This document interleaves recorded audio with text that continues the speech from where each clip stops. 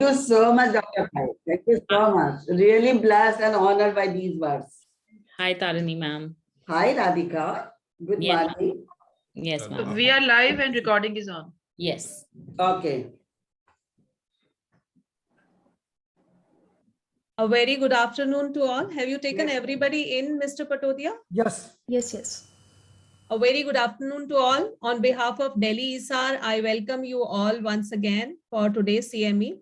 And as you all know, today we are again going to have a very important discussion, and this is regarding new ART and surrogacy bill. All over India, it's being discussed every now and then. So many CMEs, webinars are being held. So we at Delhi, we also want a discussion with our stalwarts, with our experts, and we are grateful with esteemed faculty who is present today, Dr. Pai, Dr. Nandita Palshetkar, and Dr. Sonia Malik is going to join. Dr. Neeta is going to join in some time. And we have our Delhi ISAR lawyer, Ms. Radhika, today with us, who will be discussing on the bill. And then we are going to have a question answer discussion. So first of all, I would like to request Chairperson Delhi ISAR, Dr. Tarini Taneja ma'am, to give a formal welcome address. Over to you, ma'am. Oh my God, huh? Such luminaries are there, Dr. Sunita. So first of all,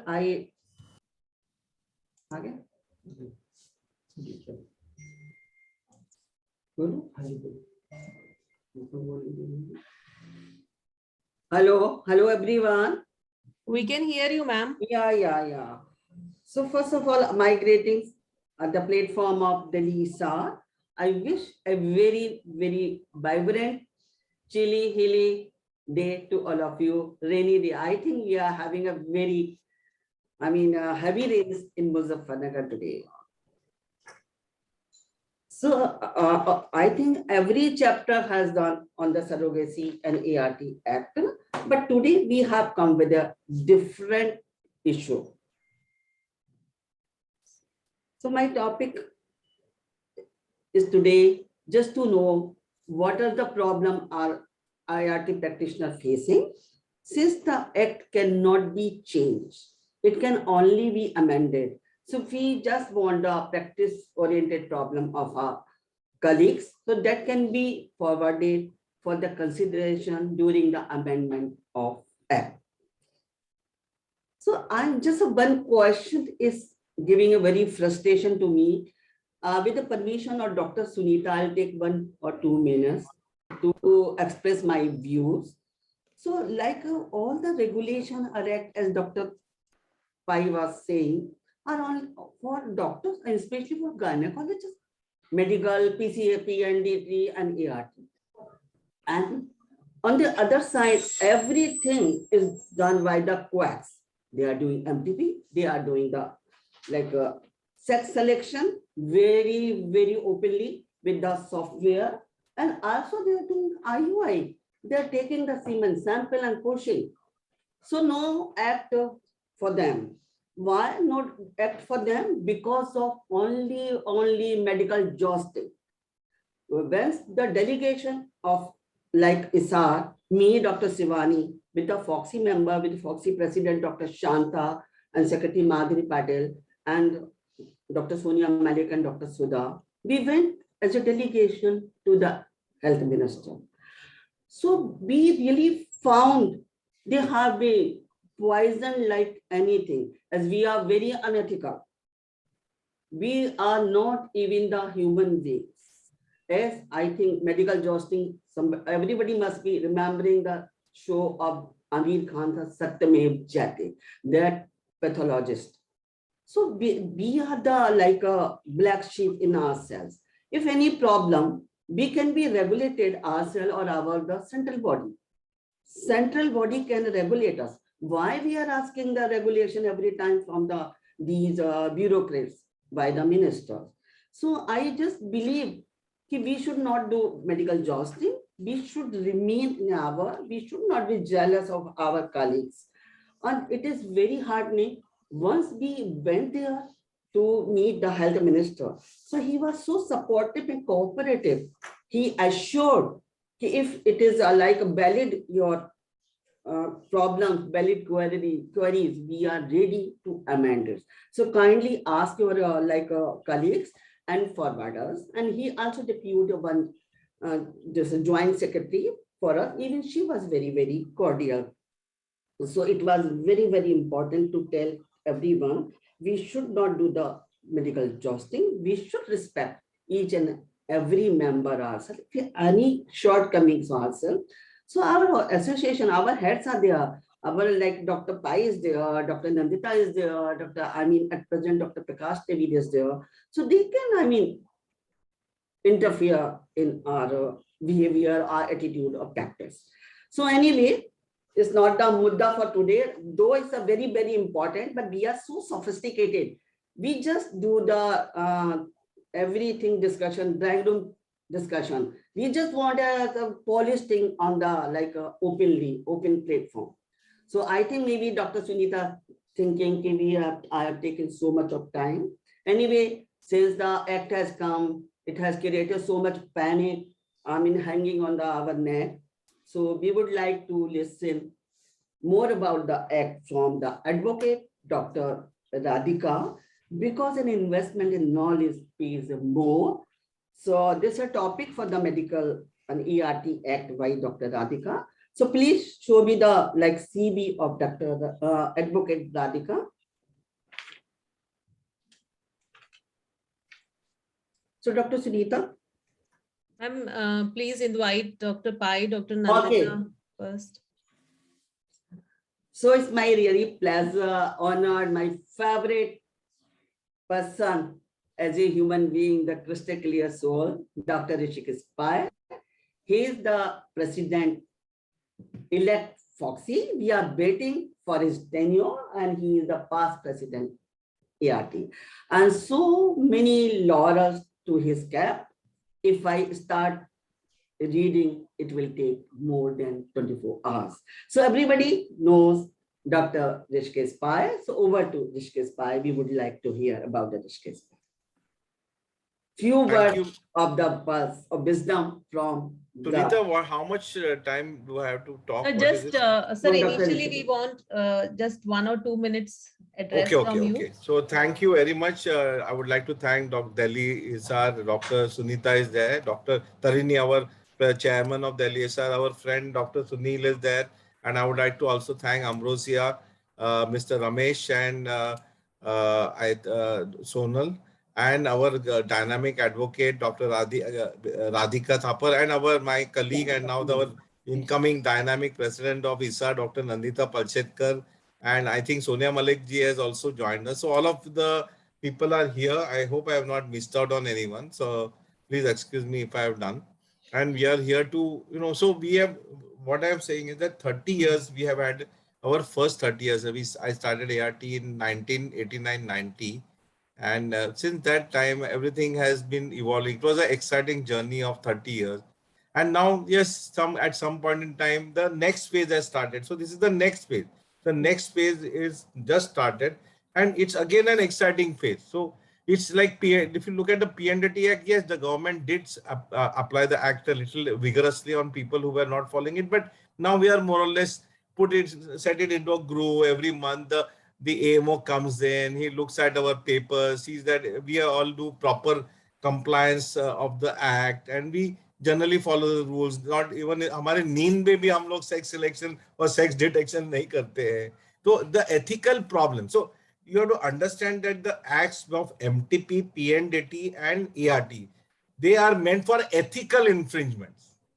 And this is the most important point which we'll also discuss. They are not meant for medical complications. So once you adhere to whatever ethical aspects they demand of you, I don't think there is a much problem in the implementation of the act. So let us not be hyper reactive about it. And just now we have got a very good inspirational beginning from the MTP Act. They have modified the act. So our government is amenable to modification. And so that is very important. So if suppose in the implementation of the act, once the rules are made, some problem is that we can always ask the government to modify that.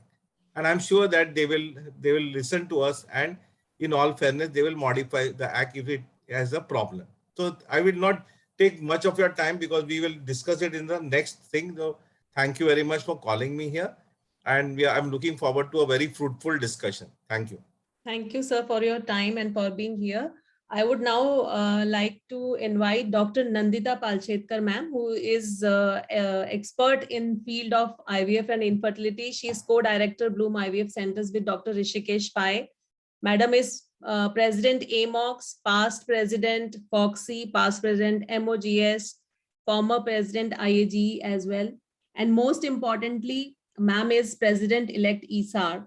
And I will take this opportunity to tell everyone that we are going to have installation ceremony for Dr. Nandita Palshetkar on 4th of March next month. So we are looking forward to that. Welcome, ma'am. Welcome here, and thank you for being here and for your time.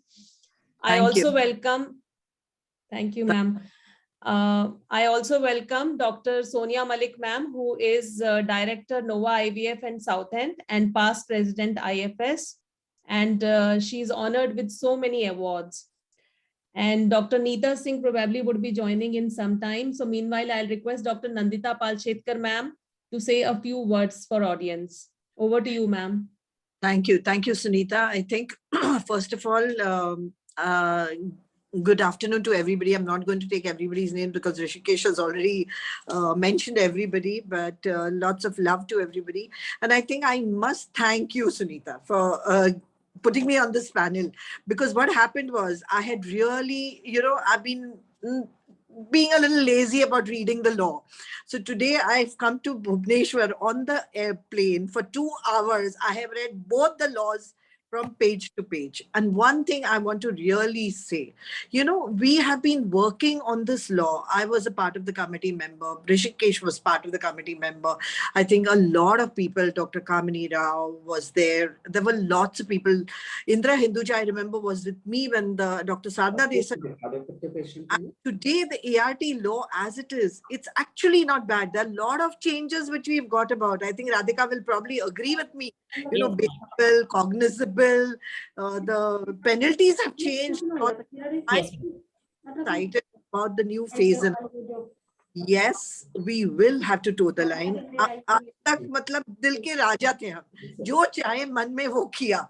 Now we have to toe the line. We have to do it. And as Tarini was saying first, ना कि हमारे ऊपर ही क्यों ये सब laws आते हैं?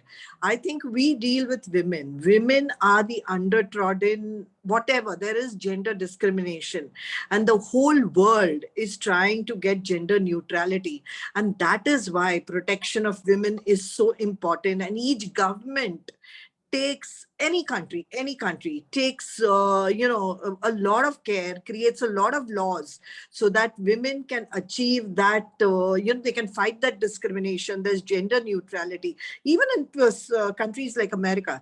So I think this is why we deal with women. We have more laws against them.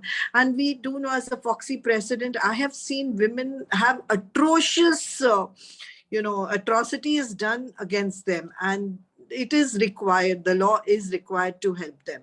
So I think we will have a wonderful discussion. I'm really looking forward to having this interaction with everybody. And I'm waiting to hear Radhika also. So Sunita and Tarini, thank you very much for having me here.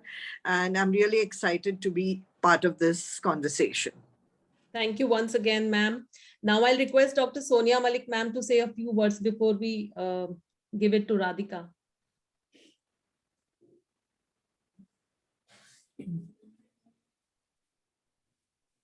Ma'am, we can't hear you. Ma'am, you're on mute. It seems you're on mute. Yeah. I just said that thank you very much. And just like Nandita, I would also like to thank Tarini and Sunita for having me here today and discussing this very, very topical subject, which all of us are worried about and thinking about.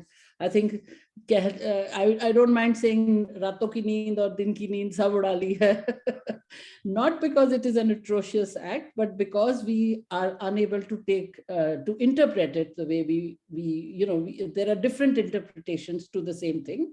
So we are a little confused.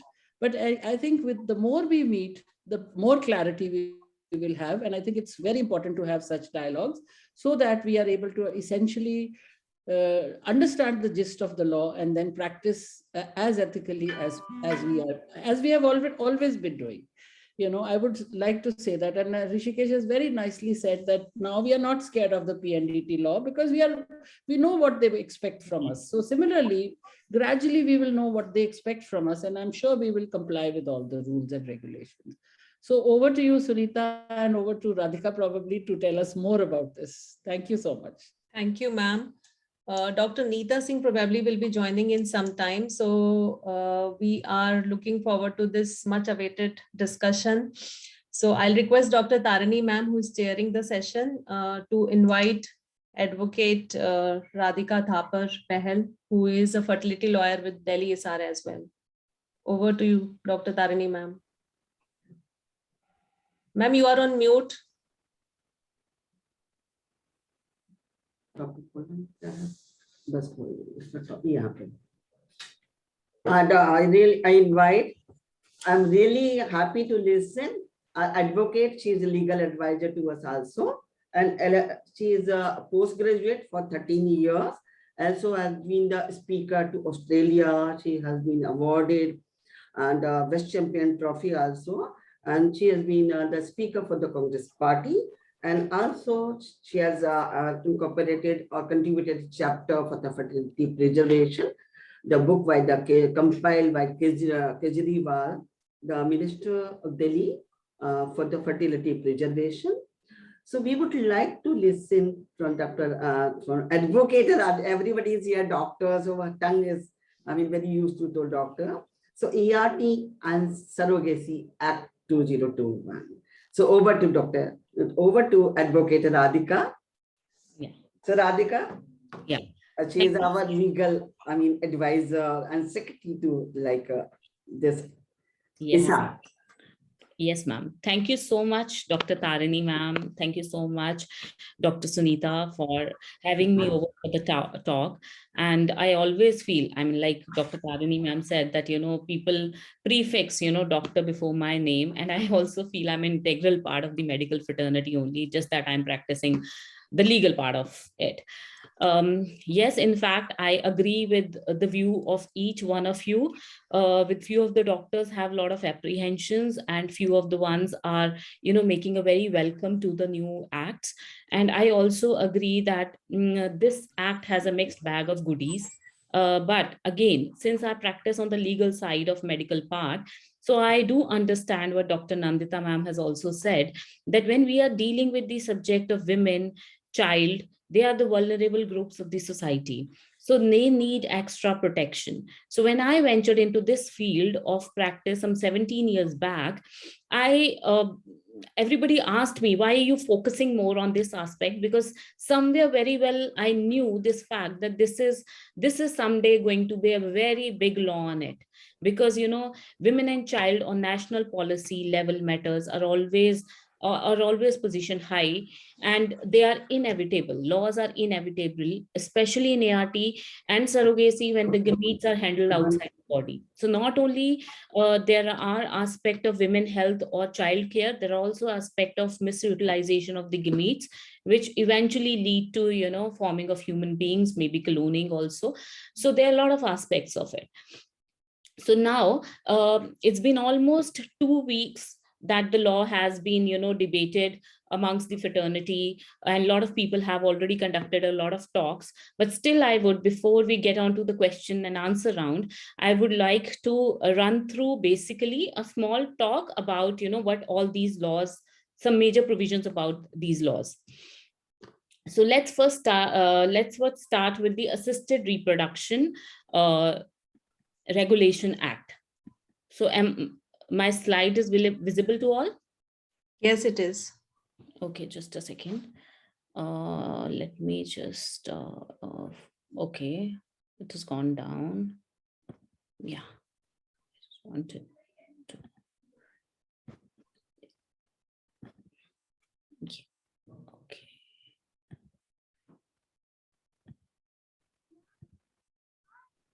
I'm trying to put it broad, but for some reason, anyhow, let's continue with the talk first. So Assisted Reproduction Regulation Act. Now, let's talk about the name of the act itself. So when we are talking about regulation, so that means the government is trying to set up a regulation mechanism to regulate the entire practice. Initially, everything was done in accordance with the ICMR popular guidelines of 2005, which incorporated both assisted reproductive technology and surrogacy. So everybody was doing under one umbrella both the practices, but now the government has divided both the things into two separate acts. So first of all, Assisted Reproductive Technology Act. Now, first of all, the welcome move. I will start also speaking about the welcome moves also. Now, with this act, it's not only the infertility which is being captured by the government, but also the treatments which require, for example, the very aim and objective says that aims for the regulation and supervision of assisted reproductive technology clinics and assisted reproductive technology banks, prevention of misuse, safe and ethical practice of assisted reproductive technology services for addressing the issues of reproductive health, where assisted reproductive technology is required for becoming a parent or for freezing of gametes, embryos, embryonic tissues for further use due to infertility, disease, or social or medical concerns. So that means now there is a welcome move of a gray area which people used to talk about, social egg freezing and all that. The government, this was one of the views which we presented to the government, and we are very happy that the government has opened up and has encouraged that not only because of infertility, even if there are cancer patients who want to go and preserve their gametes before, so everything has been now allowed by the government. So this is one of the welcome move. Now, the infrastructure. What is the infrastructure government is planning to build around to regulate this industry? The government is planning to build National Assisted Reproductive Technology and Surrogacy Board. Now, remember, this is called the national board. There will be one national board which will advise, review, monitor the implementation of the bill and recommend the central government. So this board will be the right arm of the central government. Hence, this board is very, very important.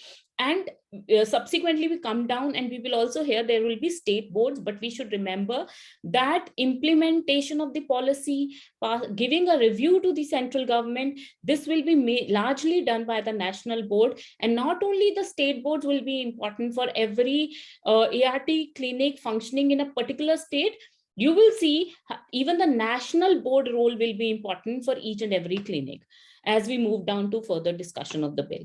Then we have State Assisted Reproductive Technology Board. Now, this state board shall have the responsibility to follow the policy and plan laid by the national boards. So this will be assisting the national board to implement their policy. Then we have the National Assisted Reproductive Technology and Surrogacy Registry, which we will, in a shorter language, we'll call them National Registry. The National Registry shall be the central database where the information related to services and outcome of services, as well as the details of the ART clinic and ART banks shall be maintained. So this will be the national registry, and we are very hopeful, and we feel, I think ICMR could be one of the organization which would be converted into a national registry, which will be responsible to give registration or for the people to apply them for the registration. Then we have the appropriate authority. The appropriate authority shall be responsible for the grant, cancellation, suspension of registration. It shall investigate the complaint received and take appropriate legal action against any person for the violation of rules of the bill.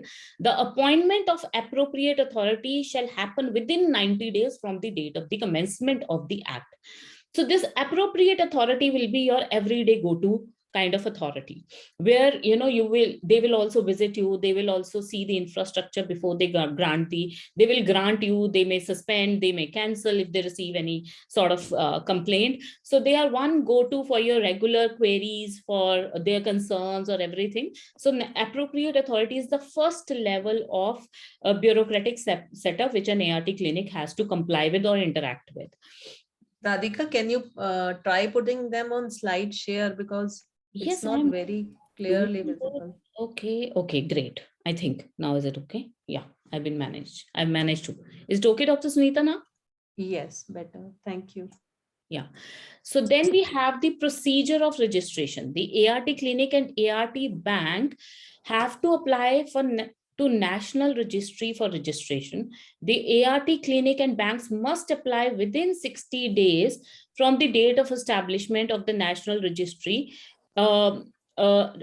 And if they have not applied, then they will cease to, within 6 months, they will cease to function and conduct activities on the expiry of 6 months from the date of the commencement. Now, this is what I've told. The National Registry will be the one where application will be given. Appropriate authority will be one which will come for the inspection. So this is how the integrated mechanism will work. So each organization has its own set of function and interference, or a kind of play in this entire act. Now, if you will see, they have said that, from the date of this establishment of the National Registry, within those 60 days of the establishment, each one has to apply, or else, after the commencement, from the commencement of the 6 months, so the clinics will cease to function. So what we believe, on an overall picture, if we see that the government is trying to set up the entire mechanism within at least the 6 months, so that the clinics are able to keep functioning. Having said that, this is the one provision which now the government is interpreting for, because so far no mechanism has been set up by the government. A delegation, as Dr. Tarini has also mentioned, a delegation has already gone to the JS office and to the ministry. Similarly, our office has also corresponded with them. So as per the information which is verbally retrieved by our office and by the delegation also, they want that the system to continue till the establishment of the registry or applications, or whichever is earlier, or till at least 6 months as per the old norms. So this is how the ministry as on date is informing, though there is no such written communication, but they are saying this is how this clause should be interpreted.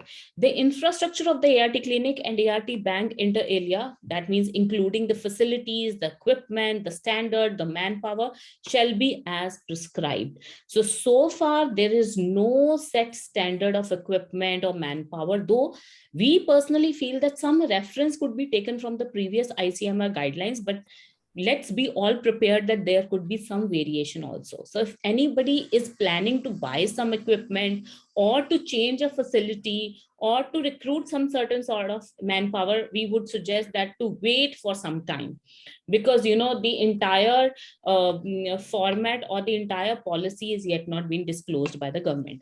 Upon the failure to grant or reject the registration, the appropriate authority shall provide a reason.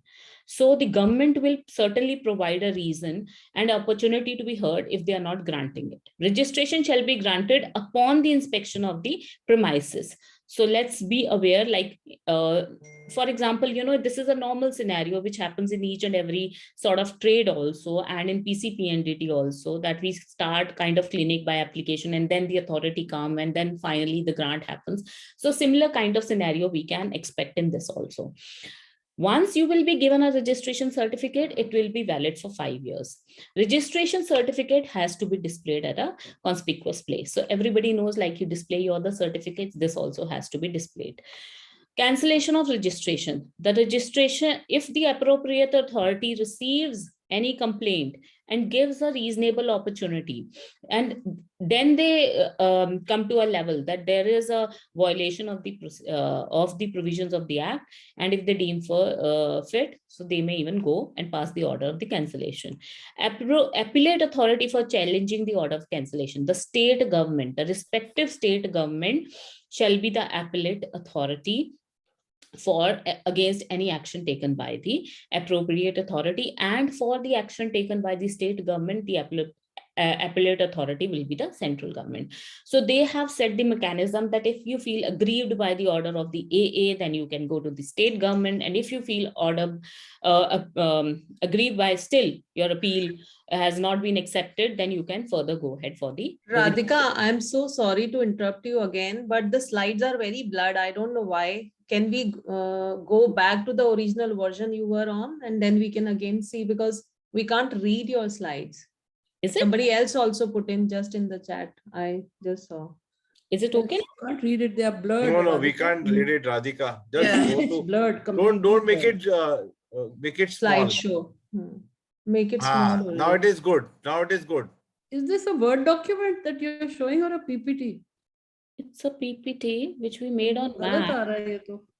ये नहीं अभी हाँ ये अच्छा है जरा तो आप अभी भी जरा blurred है. आप अभी भी ना blurred आप है. ये Cut कम कर लो, drive. फॉन्ट कम कर दो. फॉन्ट तो मैं कम कर देती हूँ. ये आई डोंट नो, मैं हम माइनस करो, 50 पे डालो, 50 पे. 50 पे डाला सर. यस 50 पे. हाँ नहीं बहुत ही नहीं और अब दिखता दिखेगा ही ही नहीं है. नहीं. दिखता नहीं है. 100 पे डालो, 100. पर 100 पे डालो. यही प्रॉब्लम हो जाता है. मैक पे वर्किंग होती है ना, तो उसका कई बार I don't know, but it should not happen. I have been using this. It is like the laws, a little diffuse. Yes. I know, Yes, sir. yes. So should I stop it and again start sharing the slide? नहीं अभी अच्छा है, ठीक है. No, पढ़ाई no. कर सकते हैं थोड़ा. अच्छा ठीक है, थोड़ा कर सकते हैं. Okay sir. Listening to you. नहीं कर सकते. कुछ नहीं पढ़ा जा रहा. कुछ नहीं नहीं. अभी नेक्स्ट स्लाइड अच्छा है. नेक्स्ट स्लाइड करो. थोड़ा Next सा slide कम करो. कर रही हूँ क्योंकि अब मुझसे भी नहीं पढ़ा जा रहा.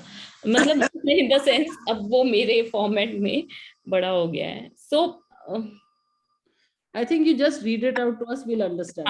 yeah, so let me just read it out, and I think that should help you all. Duties of the ART clinic.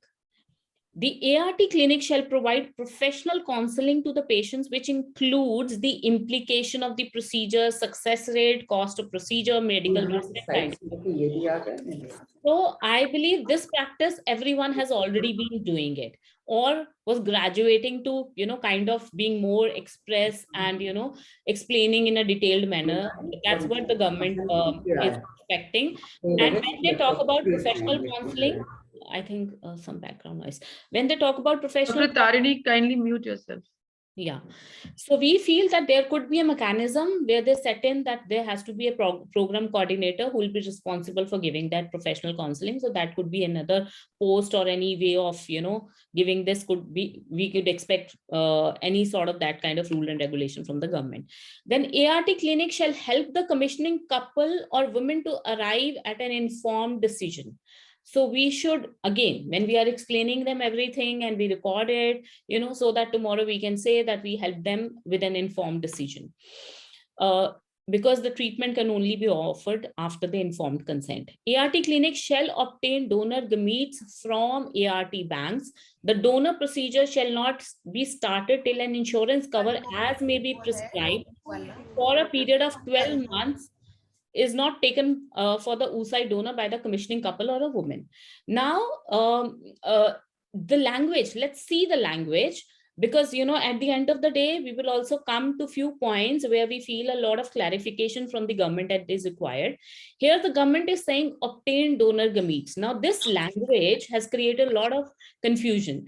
Some say that, since the medical infrastructure is only prescribed by the ART in the definition of the ART clinic only, so retrievals can be done by the clinic and then storage would be done at the bank, and then subsequently the patient will take it. Wherein some say if they are writing obtain donor gametes, that means every aspect of it will be dealt by the ART bank only. Now, this is one confusing part. Secondly, they have they have given a commencement date, but no insurance policy of such nature is in place already. Under the guidance of Dr. Pai, our office has already written an email to the regulatory authority, IRDA, for, sending a circular for developing these kind of products by the various insurance companies. And we look forward to hear back from them soon. But so far, no company has that kind of product. So eventually all these kind of problems are there. So I've also been hearing from lot of the doctors who tell me that, okay, fine, we will do some bit as per the new law and some bit as per the old law. We'll keep giving compensation to her, but we'll only take 7 oocyte retrieval because there is no insurance policy. I fail to understand that If this is the interpretation the government is wanting to give, then the government will certainly come up with some written circulation. But the government is saying that they have given 6 months to carry on as per the old norms, because you cannot start the entire procedure unless or until the way they have prescribed. So either we do as per the old norms is what the government as is prescribing and telling, or we really stop it if we do not have any clarity. But to follow something as per our convenience is not as per my understanding of the law. The ART clinic must have a grievance cell of complaints. Now, this is I would see this is a welcome move, but it is now a mandate for everyone, because sometimes what happens is patient goes out and escalates a complaint after hearing, or some suggestions of maybe lawyers or from their family members. But when you have a grievance cell, which the government says, and if it is a mandate by the government, even the government would like the patient to first write it to the grievance cell. And if the problem remains unresolved there, then only come to the court. Similarly, when the grievance cell is in place, if a patient has put up a complaint, whether it's a genuine or not so genuine, the clinic would be able to evaluate and take a call accordingly. Then we have preservation of human embryos and gametes can only be done with the consent of patient party. Posthumous collection and use of gamete is allowed if the consent is prior obtained. So I'm sure they will come up with some sample drafts of the consent, which they will circulate for us to give us some guidelines of how to receive the consents. Then we have ART clinic shall retrieve oocytes in such manner as may be prescribed by the regulation. So now, if we believe that act has started already, then in that manner we cannot do any procedure, because they are already saying that you have to retrieve the oocyte as may be specified in regulation. So regulation, they have not come out yet. Not more than 3 oocytes or embryos may be placed during one treatment cycle. No mixing of gametes, no splitting of embryos, no ovum shall be derived from the fetus. So these are completely prohibited acts.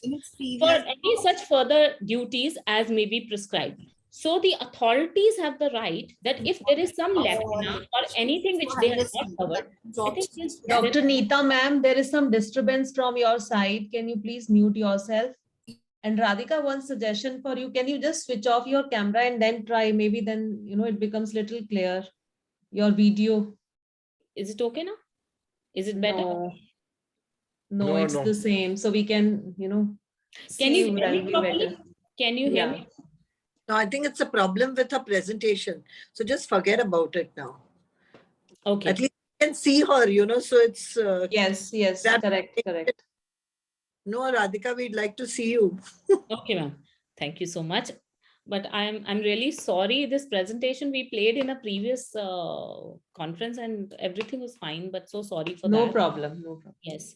Then we have the so any such duties legally also, let me tell you, now we have a lot of apprehensions. Certain things are not clear, but you will see such kind of clauses are always there invariably in all the laws when the government passes it, because government also know that no matter how much they can comprehend about any subject, any topic, there could be some element which is practically they are not able to understand now, or which may come up new in a scenario. So they always put such kind of clauses which talk about further any such other duty as may be prescribed. So the government has a right to make any provision or to give any sort of duty to the clinic to do. For example, I feel that when we are talking about that obtaining donor gametes, so if we are able to well explain to the authority that retrieval has been given to the clinic and they do not have a medical infrastructure, so this part of donor retrieval should also be given to the clinic. So this clause can also be invoked by the authority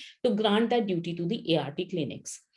Then we have the ART clinic shall provide services to age of women above 21 years and below 50 years, and man above 21 and below 55 years.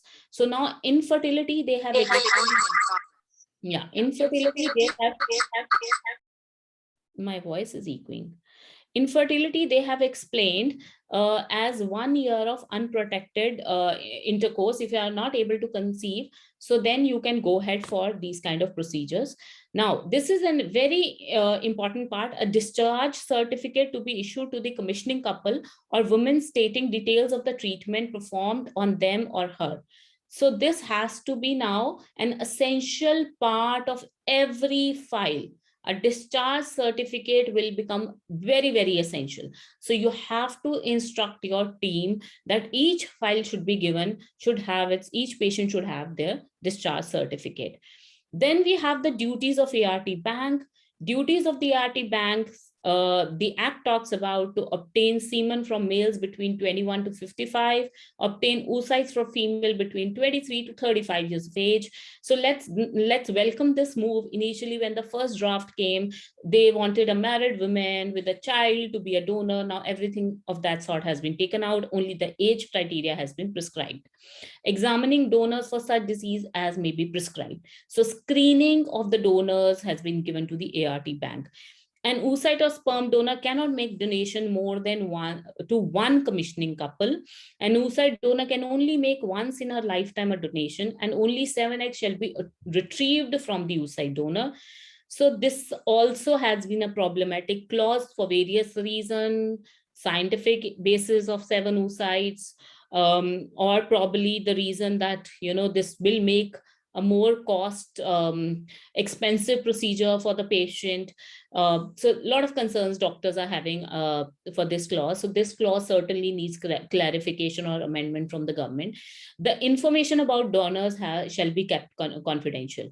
So here there is no anonymity. In the previous guidelines, we were talking about anonymous donor. So you cannot take a related donor. But here, anonymity as of now, we don't see. We only see donor about just a donor clause, but yes, their information has to be kept confidential.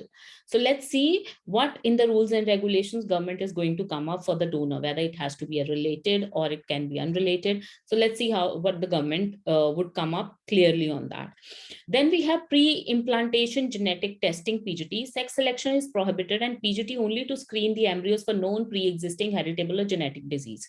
So initially everybody was apprehending that on every case it would be PGT done. Then how is that possible, for various reasons. So, but how we read it comes across that only for any known pre-existing or heritable genetic disease, which usually also as a practice, everybody is doing it. So they have made it as a norm. Storage period of embryos, tissues, and gametes for a period of not more than 10 years. So this is also, some people wanted that this should be renewed after 10 years also, because, if the women are going for it and they're preserving their tissues, it could be that they may require after that period also. So the government should also keep a provision for renewal also. Export of embryos and gametes outside India only for personal use with the permission of the national board. So now when I said, each board will also have your working. So here, export of the embryos and gametes outside India, they have mentioned with the permission of the board, and the explanation of the board they have given is national board. So you have to sort their permission. Child parental rights. Child shall be considered to be the biological child of the commissioning couple, and donor shall relinquish all parental rights of the child. So we have to maintain documentation accordingly. Offenses and penalties. Briefly, any contravention of the provision of the Act is an offense. Indulgence in sex selection activities, selling of gametes, embryos, abandoning of children, import of gametes and tissues can invite a fine of rupees 5 to 10 lakhs for first contravention, and upon subsequent contravention, a term of not less than 3 years with a fine of not less than 10 lakh rupees. Then we have the concerns. So while I was, detailing out the provisions, there were certain concerns also which came out. And I have also said that donor gametes, when we are talking about that these donor gametes shall be obtained from the ART bank, then is it possible that you are not stating in the very definition that in the very definition the medical infrastructure is missing? So is it possible somebody retrieving the donor oocyte without having liability of any medical infrastructure? So which I feel the government should give clarification, or which will also get over a period of time. one of the clause assigns duty on the ART clinic for oocytes. So the oocyte retrieval duty has been on the clinic. So this donor oocyte retrieval should also be given to the clinics. Retrieving of maximum 7 number of oocytes, I've already explained, this has been a concern. The government is open for foreigners and NRIs to avail ART services in India. So then the import for therapeutic purposes should also not be prohibited, should be allowed. Only married couple or single women can avail the services. Live-in couple are not allowed, and LGBTQ are also left out. The transitional stage from old rules functioning to the new law. So now this is the transitional stage. We have been given a verbal assurance that this is how they interpret that for 6 months you can carry out on old norm basis, but we have not received any written formal information, and the language is such of the new act that it is coming on to different sort of varied interpretations. Till the guidelines are passed, authorities are implemented, how pragmatic this. So as of now, yes, when I talked about initially, when I started my talk, I said it's a mixed bag of goodies. I still maintain the same, because till we do not get the entire picture clear, till the rules and regulations authorities are not appointed, we will not be able to understand how pragmatic this bill or how practical this bill would be. So hence, it is very important for us not to panic at this moment, to wait and to write to the government so that the rules and regulations are made of such nature that it comes to be a pragmatic bill. Thank you. With this, I now complete my presentation on the ART laws. Okay, Advocate Radhika, so you have spoken very well, but though definitely our delegates could not, read the slides, but you have given your masses. So the very widely used question is this, like they have to apply for the registration when the appropriate authority is or board is made, and they will ask for the registration. So national registry, when the national registry will be. Yeah, national registry is formed, and they will ask for the registration. So within 60 days, they have to apply. Yes. Or within 60 days, it has to be completed. There is one query. Okay. Like we have to apply within 60 days, or we have to complete process should be done within 60 days. We have to apply. We have to apply. Yes. We have to apply, because they will come for inspection also. Na? Everything will happen. If they do not grant you, then they will give you an explanation within 30 days of them not granting you. Okay. And the second is like if a new setup somebody starts, like upcoming buddies who are completing their course and fellowship or what else in the like ART, so can they apply for the registration, or only the existing centers have to apply for the registration? New also. Anyone can apply. Anyone can apply. Now the government is setting up a new slate. Okay. Right? So existing, certainly they've already invested in this. Yeah. So certainly they can apply. And the ones who are keen after looking at the bills, there are a lot of people who will expand also, right? Because initially people were not very clear whether they were still feeling whether this would be the right kind of practice to enter or not. The area of practice is not very clear, what to do, what not to do. And I have been now, from one end, I have been receiving, from the corporate end, I have been receiving such a remarkable, views that they say now they have a lot of clarity. Okay, there is rules and regulations which are still missing, but they say there is some sort of clarity that they can train their staff, they can guide their staff, and they can expand accordingly. So there are mixed kind of reviews from each one of them. But yes, anybody, any new startup, any new person who wants to get into it, provided they fulfill the criteria of the government, why not? And suppose a few clinicians wants a group practice. So what would be in that case? So when the they don't want to do independent responsibility, don't want this ART Act.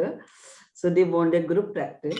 What will be that? You certainly you have to appoint one medical director, someone that has been very clear with the ICMR in the previous also regulations, that somebody, even if you are doing some group practice, the format, when you will apply for the format, they will ask you the entire infrastructure, right? And what position, if you are doing as a group practitioner, you will see whether you are appointing them as consultants on board or whether you are putting them as an employee. But somebody out of the 5 or 4 or 2 or 3 has to take a charge of being the medical director of the unit, who will be held responsible for all the violations taken happening at the unit.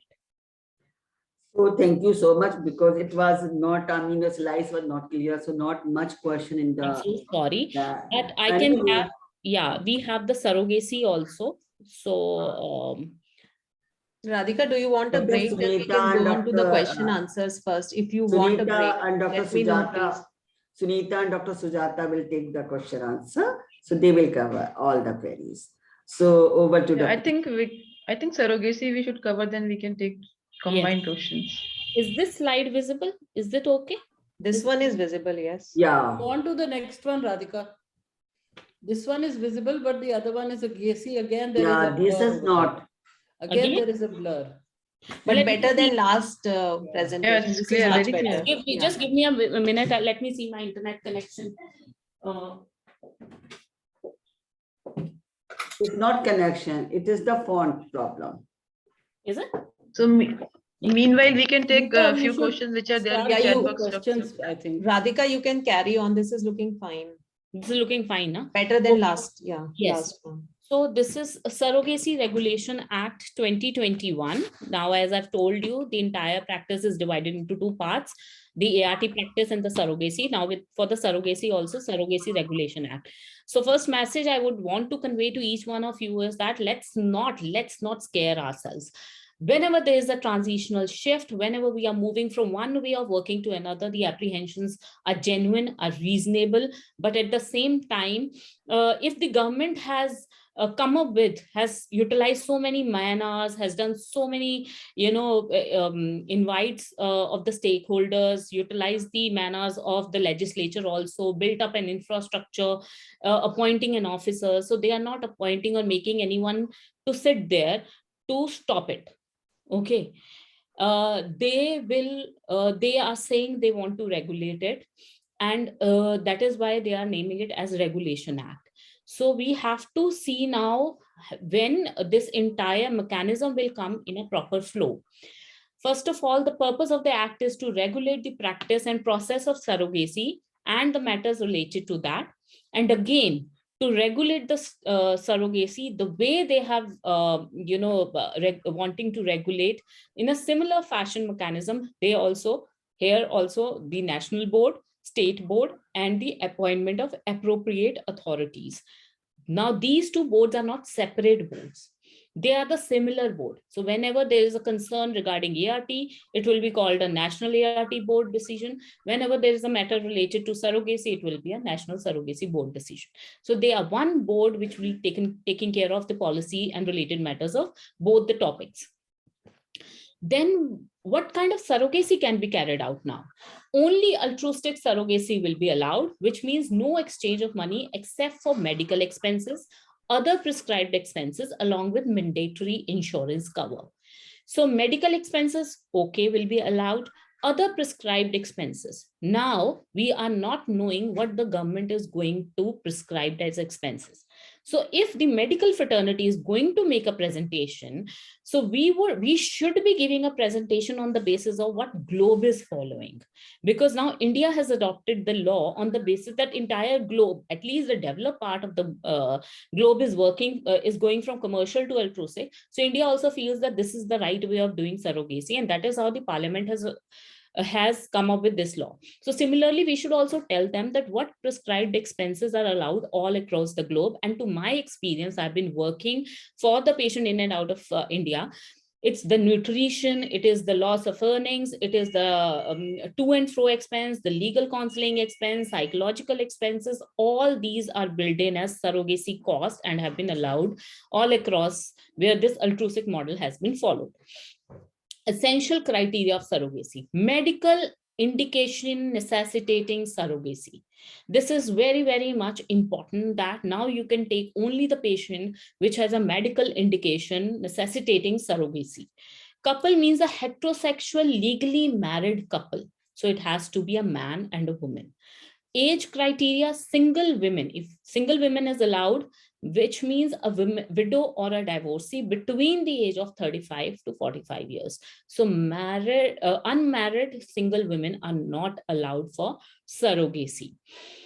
Intending couple age. Now, intended couple age, man between the age criteria of 26 to 55 years and women 23 to 50 years. Age is based on the date of certification. So while I'll detail you why I've mentioned this, I'll detail you later on that there are certain certificates also required. Single male not included or allowed in the prescribed norms. So the government has not allowed single male. Intended couple do not have any surviving. So this is an additional criteria that the intended couple or the intended woman should not have any biological child through adoption or through surrogacy. Exemption to the rule. The exemption to the rule is, however, if the child have any mentally or physically challenged or life-threatening disorder or fatal illness with no permanent cure, then surrogacy can be availed of. So if there is no permanent cure or the child cannot have a normal living, then that is an exempted rule. Surrogate selection criteria. The women has to be a willing woman, somebody who's volunteering that yes, there's no pressure on me to do surrogacy between the age criteria of 25 to 35 and on the date of implantation. She cannot be biologically related to the child. Hence, only gestational surrogacy is allowed. No traditional mode of surrogacy, either donating her egg or giving her womb. So everybody who had concern initially that whether egg donation surrogacy will be allowed or not, when the government is mentioning that she can help in the process of surrogacy either by donating her egg or by giving her womb, that gives a clear indication that egg donation is allowed. No commercial surrogacy is allowed, not more than her once in her lifetime. A certificate, now we are starting with this, a certificate of medical and psychological fitness for surrogacy. So from the RMP, you have to have a medical certificate or a psychological certificate of the fitness of the surrogate. Number of attempts to be done on a surrogate shall be as many as may be prescribed. So the government will prescribe the number of the attempts of the on the surrogate. Mechanism of step for before a doctor can take in the surrogacy case. A surrogacy clinic can conduct surrogacy on the production of the following documents: a certificate of essentiality for the intending couple based on age and other criteria, an eligibility certificate of the surrogate on the legal criteria, an order of parentage, an insurance cover. Surrogate mother is in possession of the eligibility certificate issued by the appropriate authority. Now, appropriate authority as of now is not in place. Surrogate mother medical psychological fitness certificate from RMP, as I've already detailed you before. Legal documentation like all known side effects and after effects to be explained to the surrogate, a must. Written informed consent of surrogate in the language that she understands is a must. Surrogate should also be given an option to withdraw the consent before the ET. So whatever documentation we'll be doing in the future, we have to have this clause mandatory that you have an option to withdraw anytime before the ET is done on you. Now, understand this. And while I was preparing this, PPT for our office was doing it for Delhi ISAR, one very interesting point came to our knowledge, and which is certificate of essentiality by appropriate authority will be given upon the fulfillment of following condition. Now, essentiality certificate, appropriate authority is not in function as of now, but these two criteria, which is stated, a certificate of medical indication by the district medical board, an order of parentage from the court of magistrate, insurance cover. Now, out of authority will give only a certificate of essentiality if these three criteria can be fulfilled: a certificate of medical indication by district board, medical board, order from the court, and insurance cover. Now, district board, they have already stated. District board, they have defined as a board established under the chairmanship of CMO, CCS means Chief Civil Surgeon, or JD of Health Services, of district comprising of chief gynecologist, obstetrician, and chief pediatrician of the district. They have not taken an authority in themselves that they will be appointing them. So to my understanding, this first step, as on date, the parents who are intending parents who have not been able to register themselves and qualify the legal criteria, apparently can apply to the district medical board for a certificate of medical indication. The first step they can start. That they can approach the CMO office and they can put up an application stating all these criteria. And we are happy, we've already announced to a few of the couples that we will be taking a charge and we will start putting up applications for few of the interested couples who want to start putting up for a certificate of medical indication, because district medical board, if not in place, can be put in place by the CMO office itself, because that's already being defined under the Act. A couple of Indian origin can also avail surrogacy. Now, I will briefly again repeat the steps for an Indian couple. First of all, your clearance from the district medical board is required. Surrogate clearance required from the appropriate authority, which is not there. After these two clearances, one has to apply to the court for the parentage order, and then to the clinic with all these documents and insurance cover, which will come up in due course of time, because if the government has made it a part of the law, then the insurance company will also bring such kind of products. With all these three, with these two certificates, court order, as well as this insurance cover, then the surrogacy clinic can start the process. And then we have and after the birth, this parentage order will become the affidavit of birth of the child. So the entire process will be completed for an Indian resident, non-resident couple. But for a couple of Indian origin, the additional steps are required as certificate of recommendation from national board. Now, national board will give a certificate recommendation, and after the completion of the process, they all those steps as is being followed by the Indian national, even an OCI has to follow that.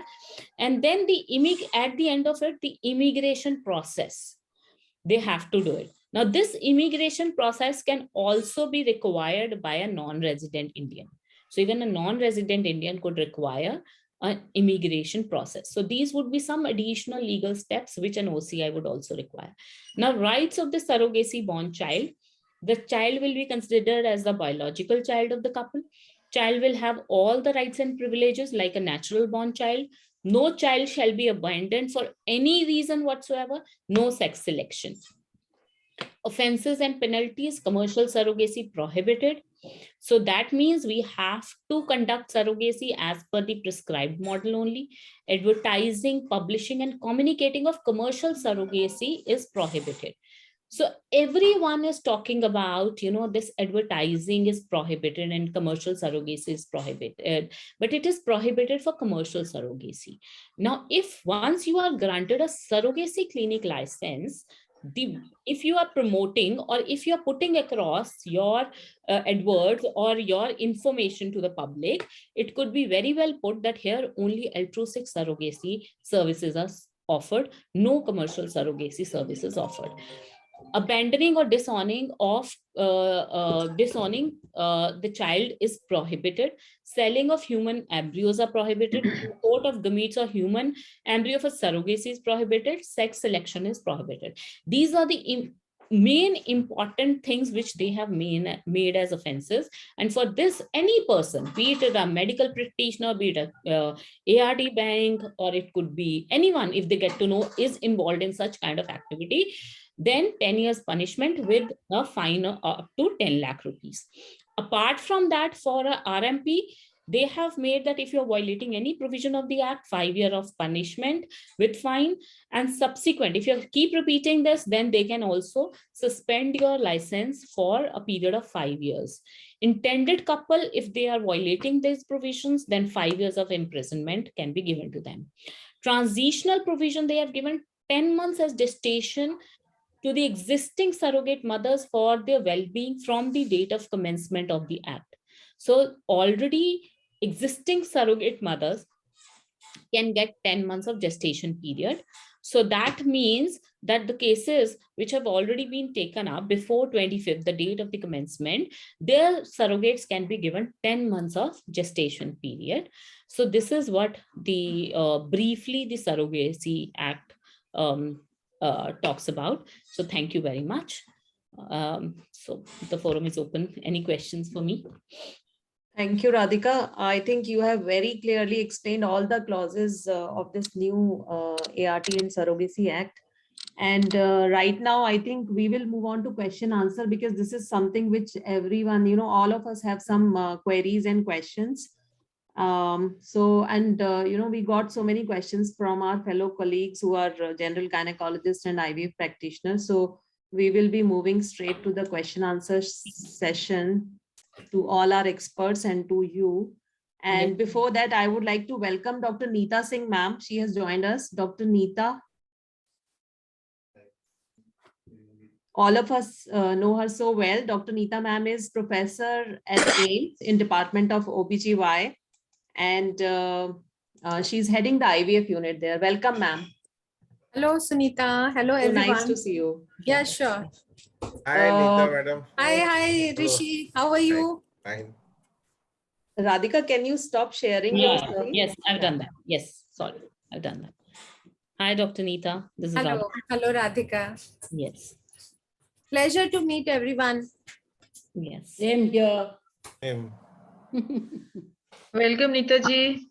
Hello, how are you? Sujata. Neeta, how are you? Nandita? Hi. Oh, hi, Nandita. How are you? Good to see Good. you. Good. Hi, good to see you. You're sitting at home, right? Same here. Oh, Pardon? no, I'm not. I said you're sitting at home. Beautiful ambience of your house. No, I'm in Bhubaneswar. Bhubaneswar? Yeah. Okay. For some meeting? Yeah. It's the hotel room. It looks Yeah. like. It's the ISAR, Orissa chapter of ISAR. Oh, okay. Okay. Then I'm wrong. Okay. You're always working. What to do? Workaholics. Yes, absolutely. But we work in such good environments, so that's nice. Yeah, absolutely. Absolutely. So we move on to the question answer session, and we have experts with us, Dr. Pai, Dr. Nandita Palshetkar, Dr. Sonia Malik, and Dr. Neeta Singh. And I also invite my co-moderator, Dr. Sujata Aggarwal, for this session. And we move on to the questions which are there in everybody's mind. So our first question is, this is what my fellow gynecologist colleagues who want to know this. I am a gynecologist and do basic infertility and IUIs. I take help from my fertility friends who is having an IVF lab for semen preparation of my patients. Is there any change as per new ART law, which I need to bring in my practice? Dr. Pai, sir, I would like you to take this question. So basically the new ART law says that if you do any manipulation of the gametes, sperm or egg or embryo outside the body in the place where you're working, then that place has to be registered as an ART clinic under the new ART Act or bill, whatever. So if you, as for the present interpretation, if you are going to take a sample from somewhere and then get it delivered to your clinic and you're going to do the insemination, you're anyway manipulating it outside the body. So you'll have to take a license. But if like all our other colleagues in other lines, what they do, they consult this. You look at the cardiologist. What does the cardiologist do? He consults, then he says, okay, you need to have there's a block and I need to do your angioplasty. So he admits her in say in Delhi, he admits in a big corporate hospital and then he goes there and does the angioplasty there. So he does it in a place recognized. Similarly, if you see most of the, I'd been once upon a time to New York in the Weill Cornell Center where everything is done by Weill Cornell. Weill Cornell does 5,000 pickups. Even IUS are done by Weill Cornell. Only they have got peripheral centers where they only do counseling. Even scanning is done in the main center. There are 40 scan rooms in the main center. So only counseling is done. So those people will not come under the purview of the act because there is no manipulation in your counseling center. If you look at the majority of infertility practice, because I also represent the federation with 38,000 gynecologists, of which only 2,000 are doing ART. The rest of them, they don't have to come under the ART bill. So long as they do their IUI procedure and their pickup procedure in an ART clinic. So my suggestion to all of you, if you don't want to get the headache of the ART law, it's better you don't do actual physical insemination or manipulation of semen in your clinic. Then what about counseling the patient and there is nothing, there's stimulating? no, you don't, the first line of the ART bill is very clear that any person who manipulates the outside, only he comes under the act. We don't come under the act so long as you don't manipulate. I think Dr. Radhika, am I correct on this? Yes, yes, sir. You're right. Yes, sir, So, you're right. Sunita, can I add something? I Yeah, think you want to clarify that as long as we haven't got the national board and registration process is not there, till that time, can they do IUI in their clinic? Yeah, they can do, because this has been a verbal communication given to me by the members of the DHR. Because I was also on the board. I think Professor Neeta Singh was also on the board, and I've been in touch with the DHR members, and she have given me verbal communication that till the time the application of the clinic goes to the board, when they start the appropriate authority, and when you apply for the license, at that point you should stop doing the protocols as per old rules. See, we need to have some regulation which we should follow. So as Radhika said, 2005 or 2010 regulation, because tomorrow if there is a dispute in the court of law, the judge will refer to a regulation. So that is why, otherwise you can say, I don't want to follow anything. There is no law. Fair enough. But if there is a litigation, if there is a complication, then if it goes to the court of law, then the judge will say, okay, is there any regulation already in place?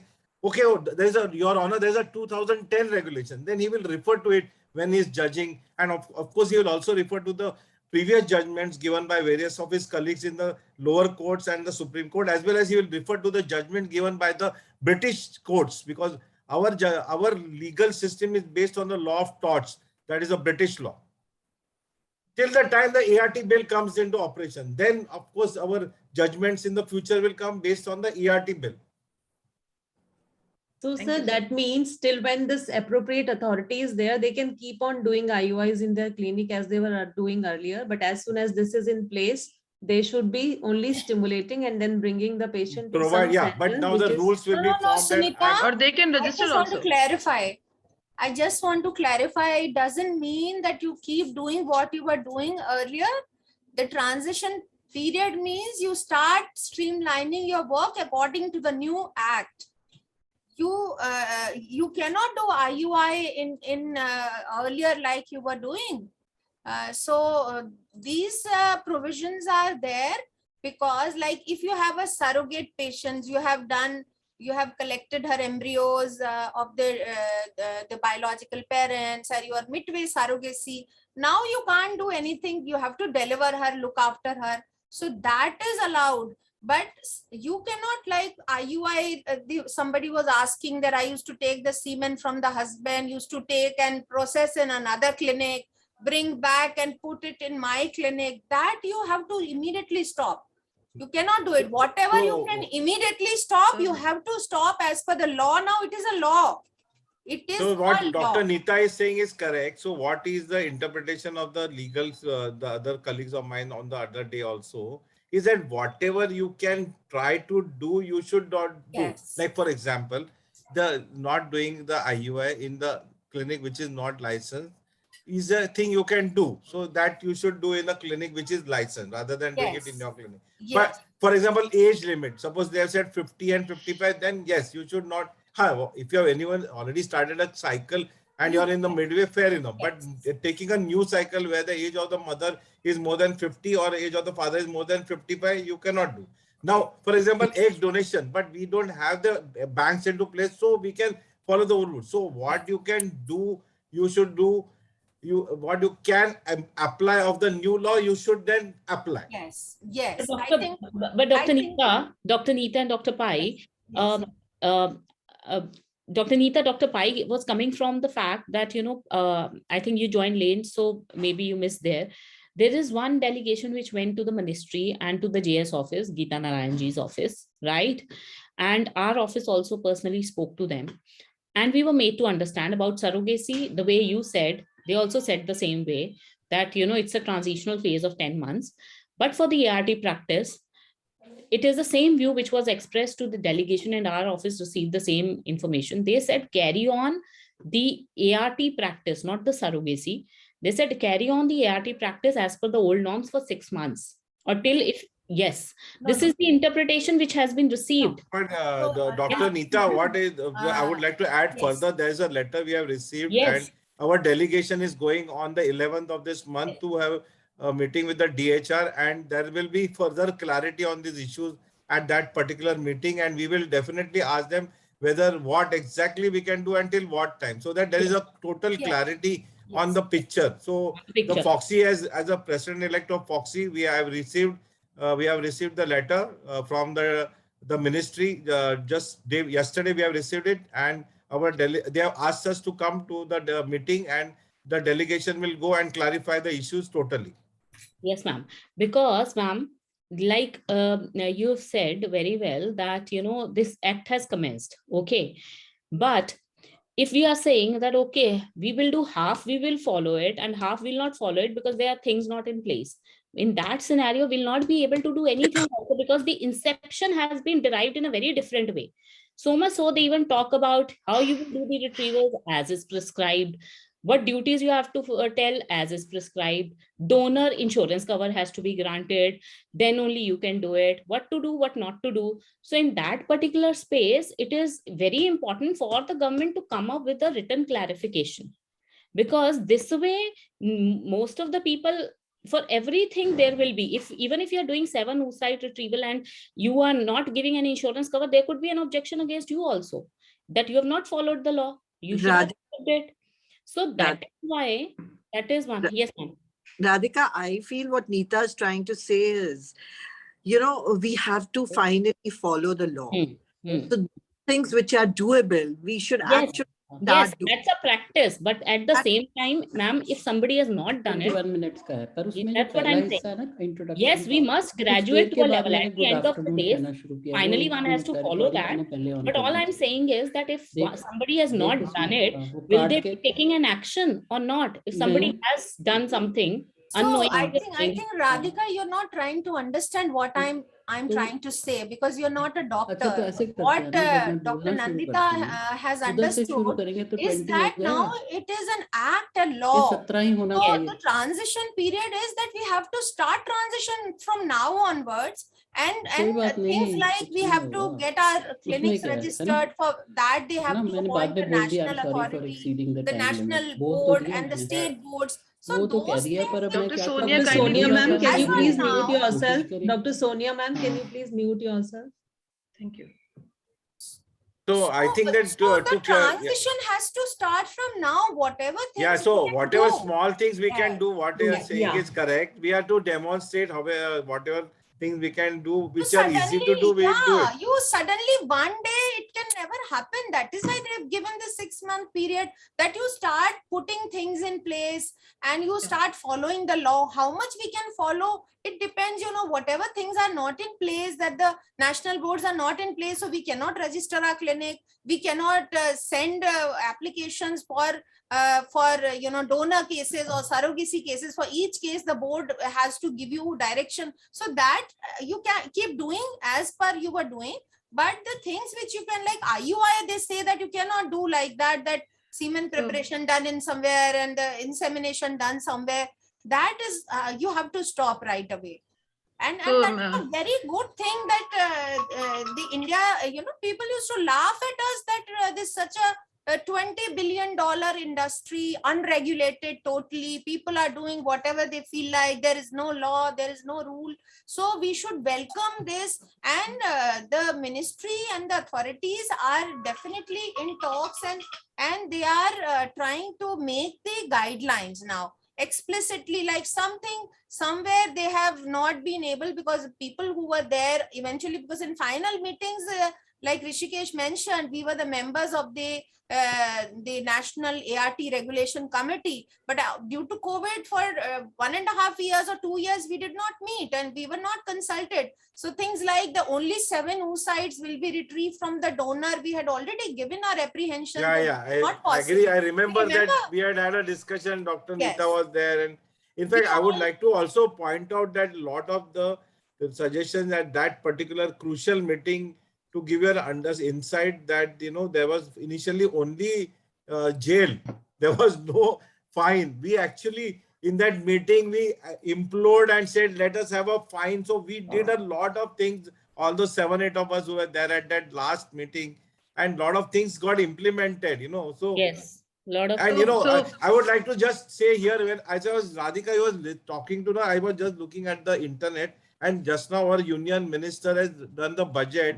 You know how many laws they repealed? 1,486 laws were repealed by this government, and 25,000 compliances were repealed by the government. Government is very progressive, and Yes. so because they want to do the ease of doing business, so the government.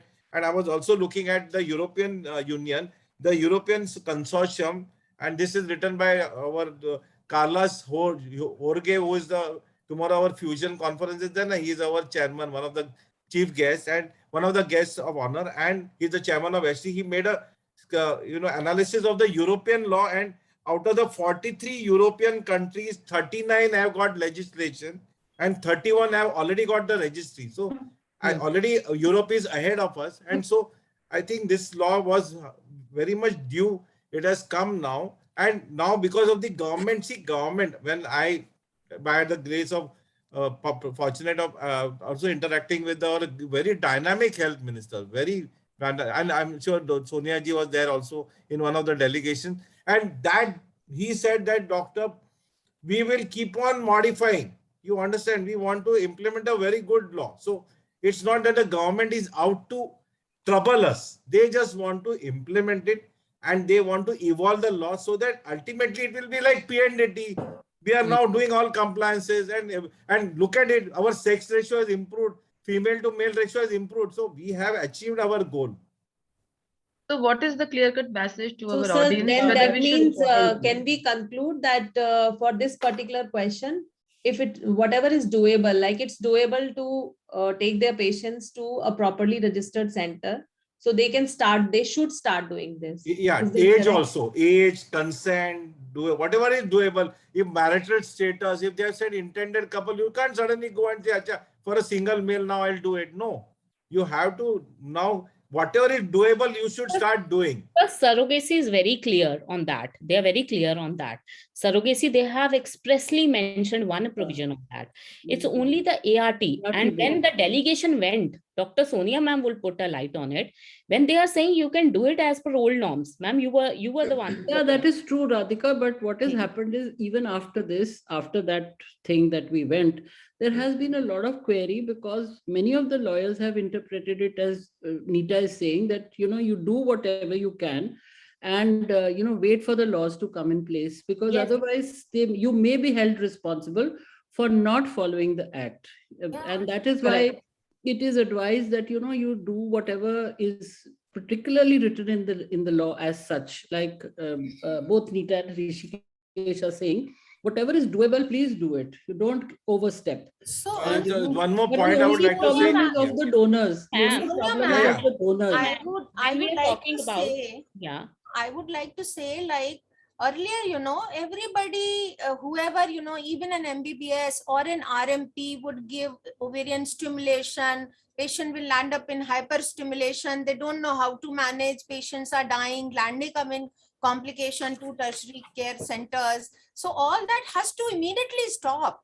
You are not an infertility specialist. It's a super specialized area where people require special training. So now you can't, every next door board you see infertility clinic, IVF clinic, where you don't have any specialist existing, somebody comes and, you just do 1 or 2 procedures and you have no license, you don't have any facility to manage complications. Suppose somebody has any complication, where do you send that patient? What do you do? So all that has to stop. Where the people who are properly trained, who are doing their practice ethically. All of us are doing the big centers. They have to continue what they were doing, and they have to do a little bit of modifications as suggested by the government. And gradually, suddenly one day you can't change. So these are the transition period that you start, modifying your practices and see everything in place. Like they want the patient to be given discharge tickets.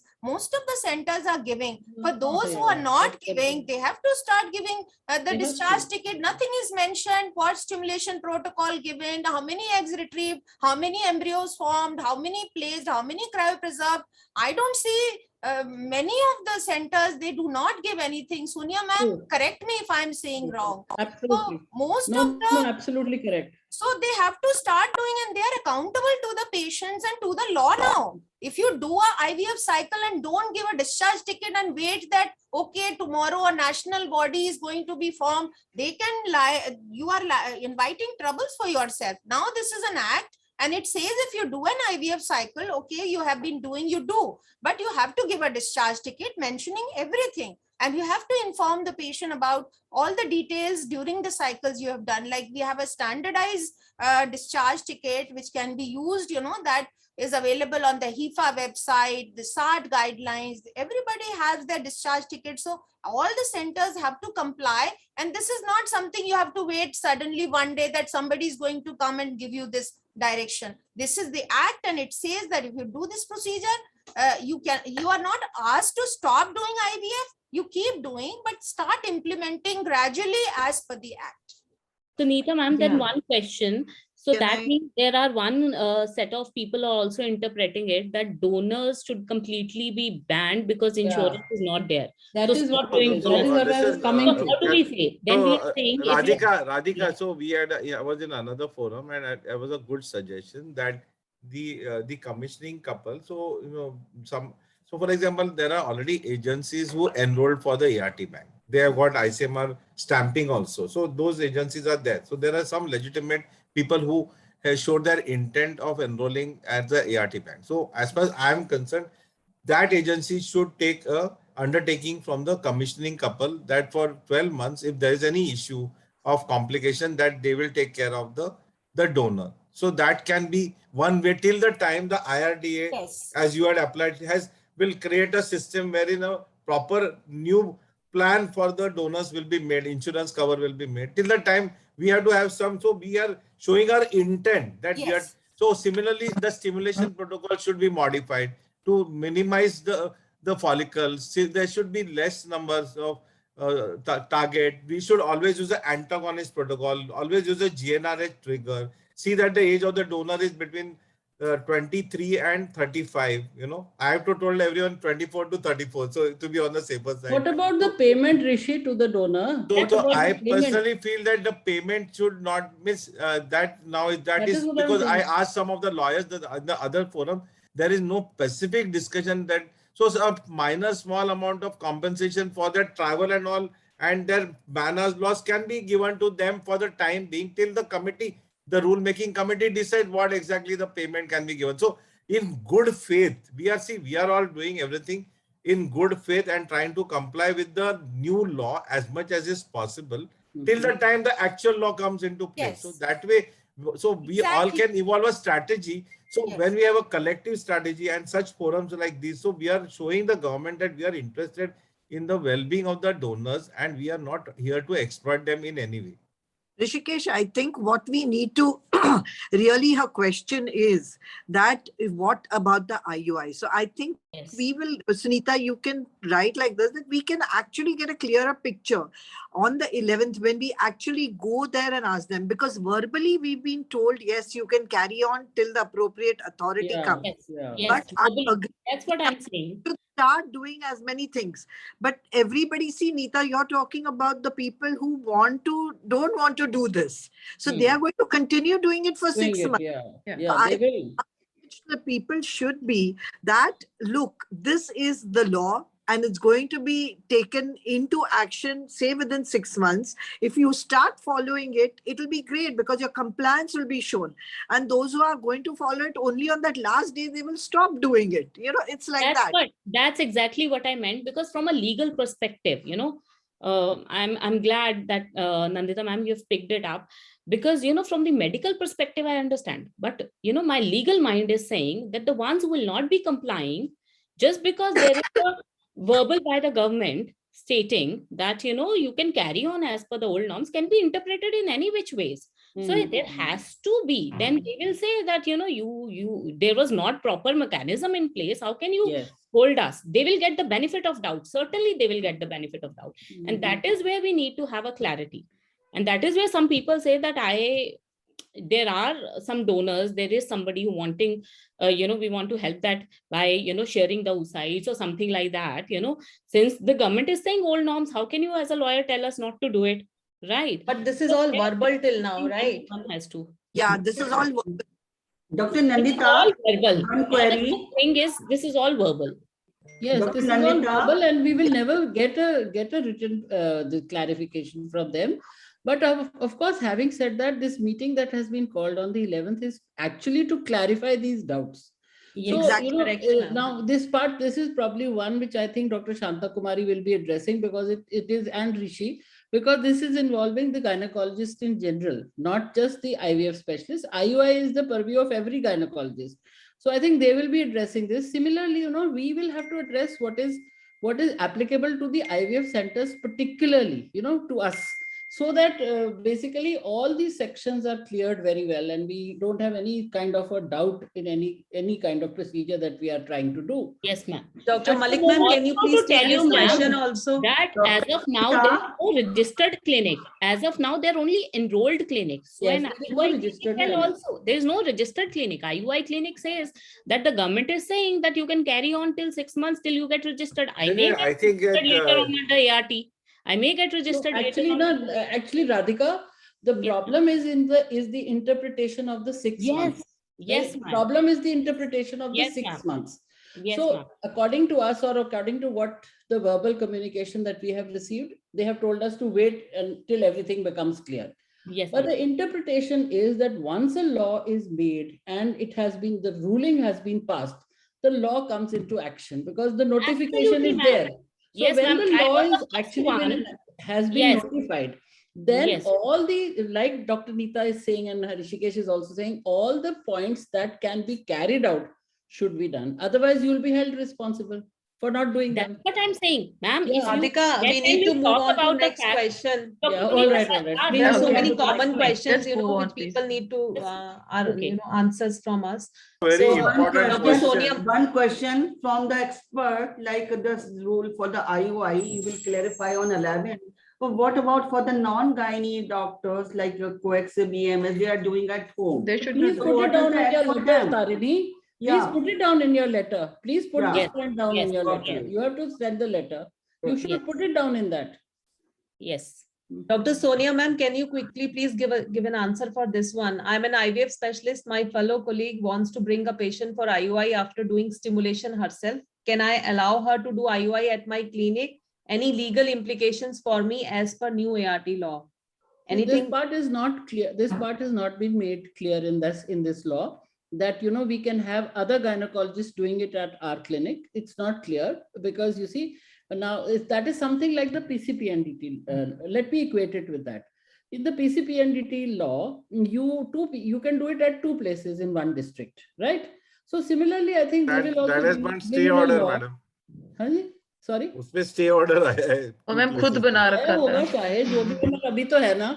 So what I'm saying is, similarly, they will also put down this thing that, you know, if you want to have visiting consultants who are coming, they will all, their names will also have. Yeah, of course, that will be there. You can't just. But we are already doing that because we are in PNDT Act. We have to, suppose you do IUI or you have to be under PNDT Act, so you have to be registered in that clinic. Yeah. Otherwise, nothing new. Or then you bring the patient there and the doctor who is there does the IUI and signs the papers. Yes, his accountability will be there. Dr. Nandita ma'am, this question for you, please. I am an Yeah. IVF specialist. Can I do my routine IVF work other than third party in a routine way? Anything I need to be careful about? Yeah, I think the law is very clear that there are certain things which you need to be careful about. Like, we said before, the age. The age of the patient, the woman has to be about between 21 to 50. Man has to be above 21 to 55. So these things are very, very important. Then there has to be counseling session for the infertile couples, and there has to be a grievance cell.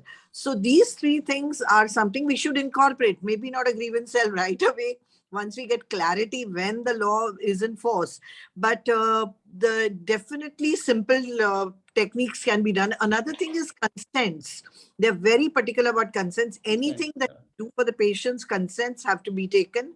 Another thing is cryopreservation consents. The law actually says that posthumous consent also should be taken. So when you cryopreserve, you have to talk to them that in case there's something happens to you, what do we do about your gametes? And the law is pretty clear. If it's not donor gametes, they have not put a specification on how many years you can keep the gametes for. Only when it's donors gametes are used, then they can be maintained for 10 years. That is my interpretation of what I read. But otherwise, yes, you can continue doing your practice. And as soon as the appropriate authority is done, you have to register your clinic immediately. Thank you, The ma'am. other thing, the only other thing that is extra is that you cannot shift the gametes from one clinic to another. I didn't find that anywhere, by the way. That's what I wanted to point out, that the shifting of the gametes is not permitted abroad. But when No, even nationally, not find this point. even nationally, it is not permitted. No. Present, hello, at You have present to we take can do it because there's no appropriate authority there. Then They're the law. asked the, so we can, ICMR, so you have ICMR. as much as possible we can do it. But if there is no appropriate authority to take the permission, then what? Where's the national board? Where's the appropriate authority? They have said that you have to take a permission of the national board and shift the gametes within the country. Once the national board is formed, then you should take the permission. Is it written in the law that nationally you have to take permission? Yeah. Both national and international. What is for? Yeah. They have written international as well as national. No.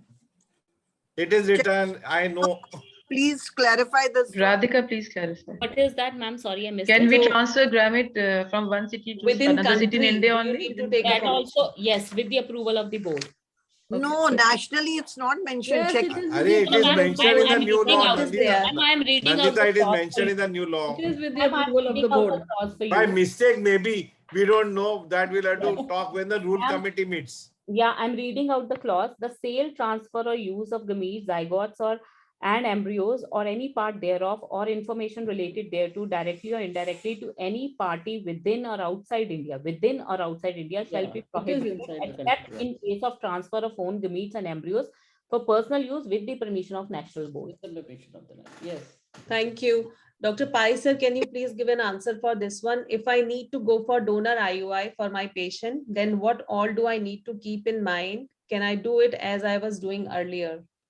So, as you know, donor IUI, you can make the compliance. Now, only one big problem in that is that the donation can be only done once. So that is, but then, you can take an undertaking from the donor. The sperm bank takes an undertaking that I have only donated once. So that undertaking, once it does an affidavit, then we don't, at some point in time, there will be a registry and the PAN card will be put in or Aadhaar card will be put in and automatic. But till that time, you have to take an agreement undertaking that from the, so Semen Bank takes from the, and the age compliance has to be there and all the testing has to be there. And so long as that is there, if suppose you don't have a license, then it is better to do the donor insemination in the clinic which is already functioning and who is already applied and enrolled with the ICMR for the time being. So, and who has got a PNDT license as well. So, sir, because I was putting this question, so I called up the bank, which, is working with us. So they said that just to find out what they are doing. So they said that they have stopped doing this for at least 1 month now. So probably so this is what I would suggest we should do for the time being. Right, sir. Thank you. Can I recruit a donor for egg donation directly in my clinic without going through ART bank? Dr. Sonia Malik, ma'am, can you take up this question? No, we cannot. We cannot recruit a donor directly. It has to come through a bank. We don't have any bank, but we have certain registered ART enrolled clinics. Some of them are enrolled with ICMR. We can take So, it. you know, what I did, for example, to, Dr. Sonia ji, our person who used to give us, you know, the bank person, I said, have you enrolled? She said, yeah. I said, please show me send me the email. So she sent me with the receiving of the ICMR and the application. They are enrolled with ICMR, although ICMR has not issued any number to them. Yeah, I know. But enrollment, at least they are applied. So what Dr. Neeta also said, as much as possible, we are doing our level best to comply with the new rules and regulations. That is very important. Correct. You cannot do it directly on your own. No. Right, ma'am. Dr. Nandita, ma'am, can you take up this one? If my patient has frozen, I think this is already answered. If my patient has frozen embryos with self eggs at some center and now she wants to transfer embryos to my center, can it be done as per new law? Now, as per the rule, I don't think right now the rule doesn't apply. But now again, see, this is a gray area. That is the problem. That is the problem. Again, I'm saying you need to have a clarity. People now are moving from one place to another. So it is not easy to say that, you know. The thing is, again. So probably by 11th, ma'am, when this meeting is going to be there, we are going to strictly ask them, and maybe if we can request them to give us in writing that, you know, we need a clarity for this gray zone till when the appropriate authorities are there. Because I have written this in my letter. I have already included this point. And also of the frozen gametes, donor gametes that we have and donor embryos that we have already frozen in our clinics. We have to ask them what we have to do with those also. You know, that is the biggest problem, because we have, according to the law, we have to destroy them or give them for research. We cannot have them. So, but we still have to ask them whether we should, because see, somewhere the human rights will also come in. Somewhere these NGOs will also come up saying that you are doing, it is a patient's right. She has paid for that.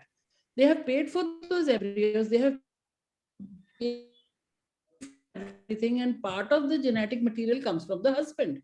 So therefore, how can we destroy somebody? On one hand, you're saying posthumous signature you take once the patient dies, you have to take for the gamete. What about the gametes which are already there, formed with the husband's semen? We can't destroy it like this. So we will have to take the consent of those people and then only say, look, this is what the government is saying. So these are all gray areas. We have to clarify all gray areas, and that is why, see, always the interpretation, the legal interpretation is whenever there is a new act coming, it means commencement, it means the act is applicable now. If there is a deviation that the government says that you carry on as per the old, or you apply some new, some old, then it has to come up from some written thing should come up from the government that this is the cutoff date. You can do it like this. Something has to come. Otherwise, the ones who are doing as per old norms also would not be violating if somebody is saying, let's do something like new and something like old, right? Then the others will also get benefit of doubt. So some clear instruction is very, very much required. Dr. Neeta Singh, ma'am, what do you think about this question? This thing is not mentioned in the new law, anonymity. So can I take a known donor as per law? What should be our understanding? No, it has always been an anonymous, and if it has not been explicitly mentioned in this law, it will come again when they elaborate upon, give you the guideline. The donor, you can never take a known donor because of the legal implication, right?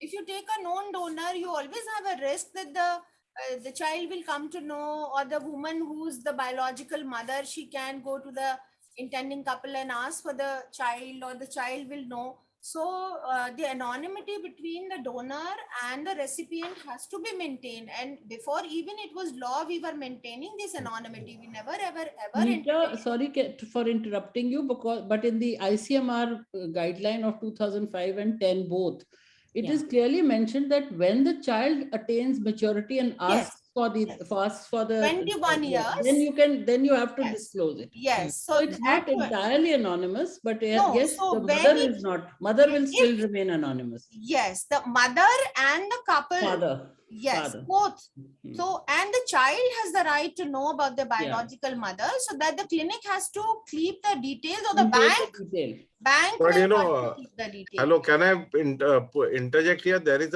also another clause of confidentiality, which is there mentioned. So they can use that confidentiality clause to say that it is anonymous.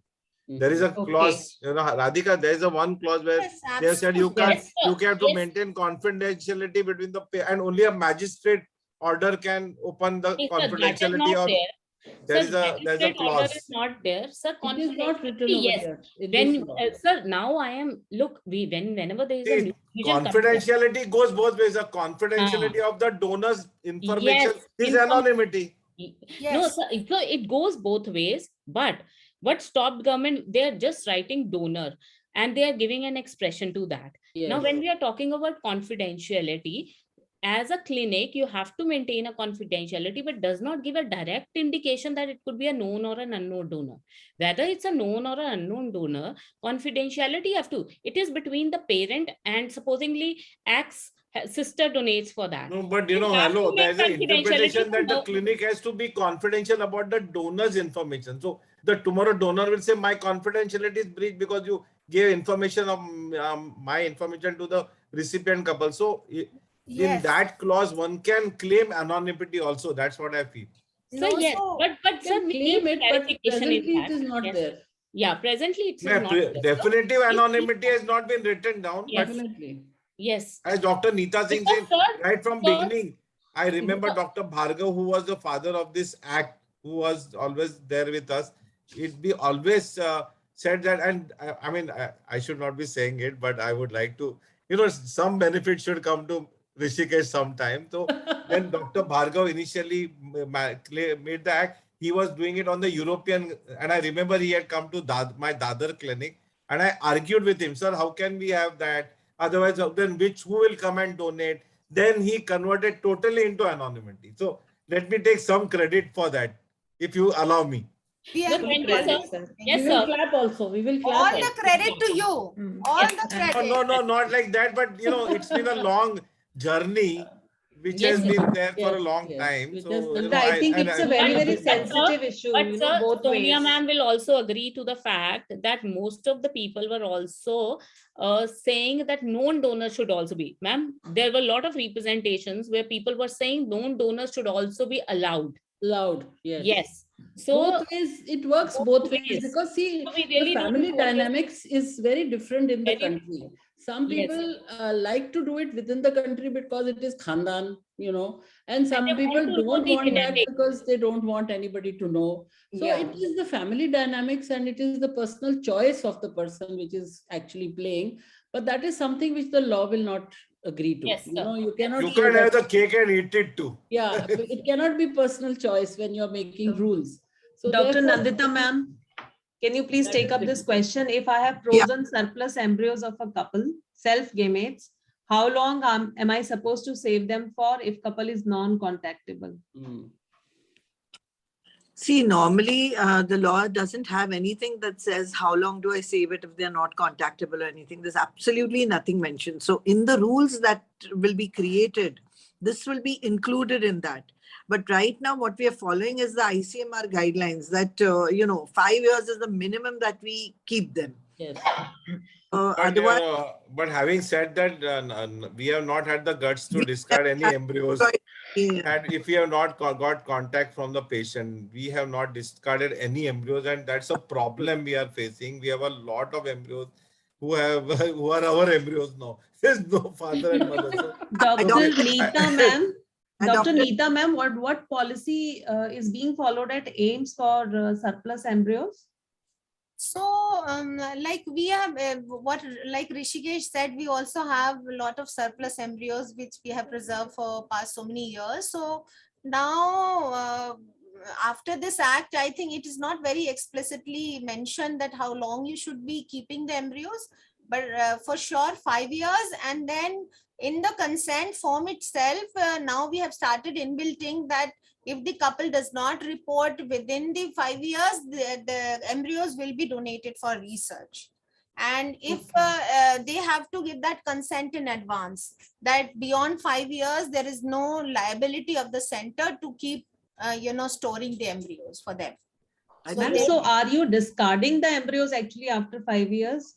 No, what we do, we send 3 registered letters to the 3 times. Yes. We send registered letters to the Address. The couples, the address given, and we wait for them for any revert. And if they do not revert after 3 registered letters sent to them to come back and tell us about what they want for the embryos, we can discard or dispose them off. We cannot donate it to anyone else. And if you have built in your consent that they can be donated for research, then you can do. But if you have not built it in your consent, then you have to discard them.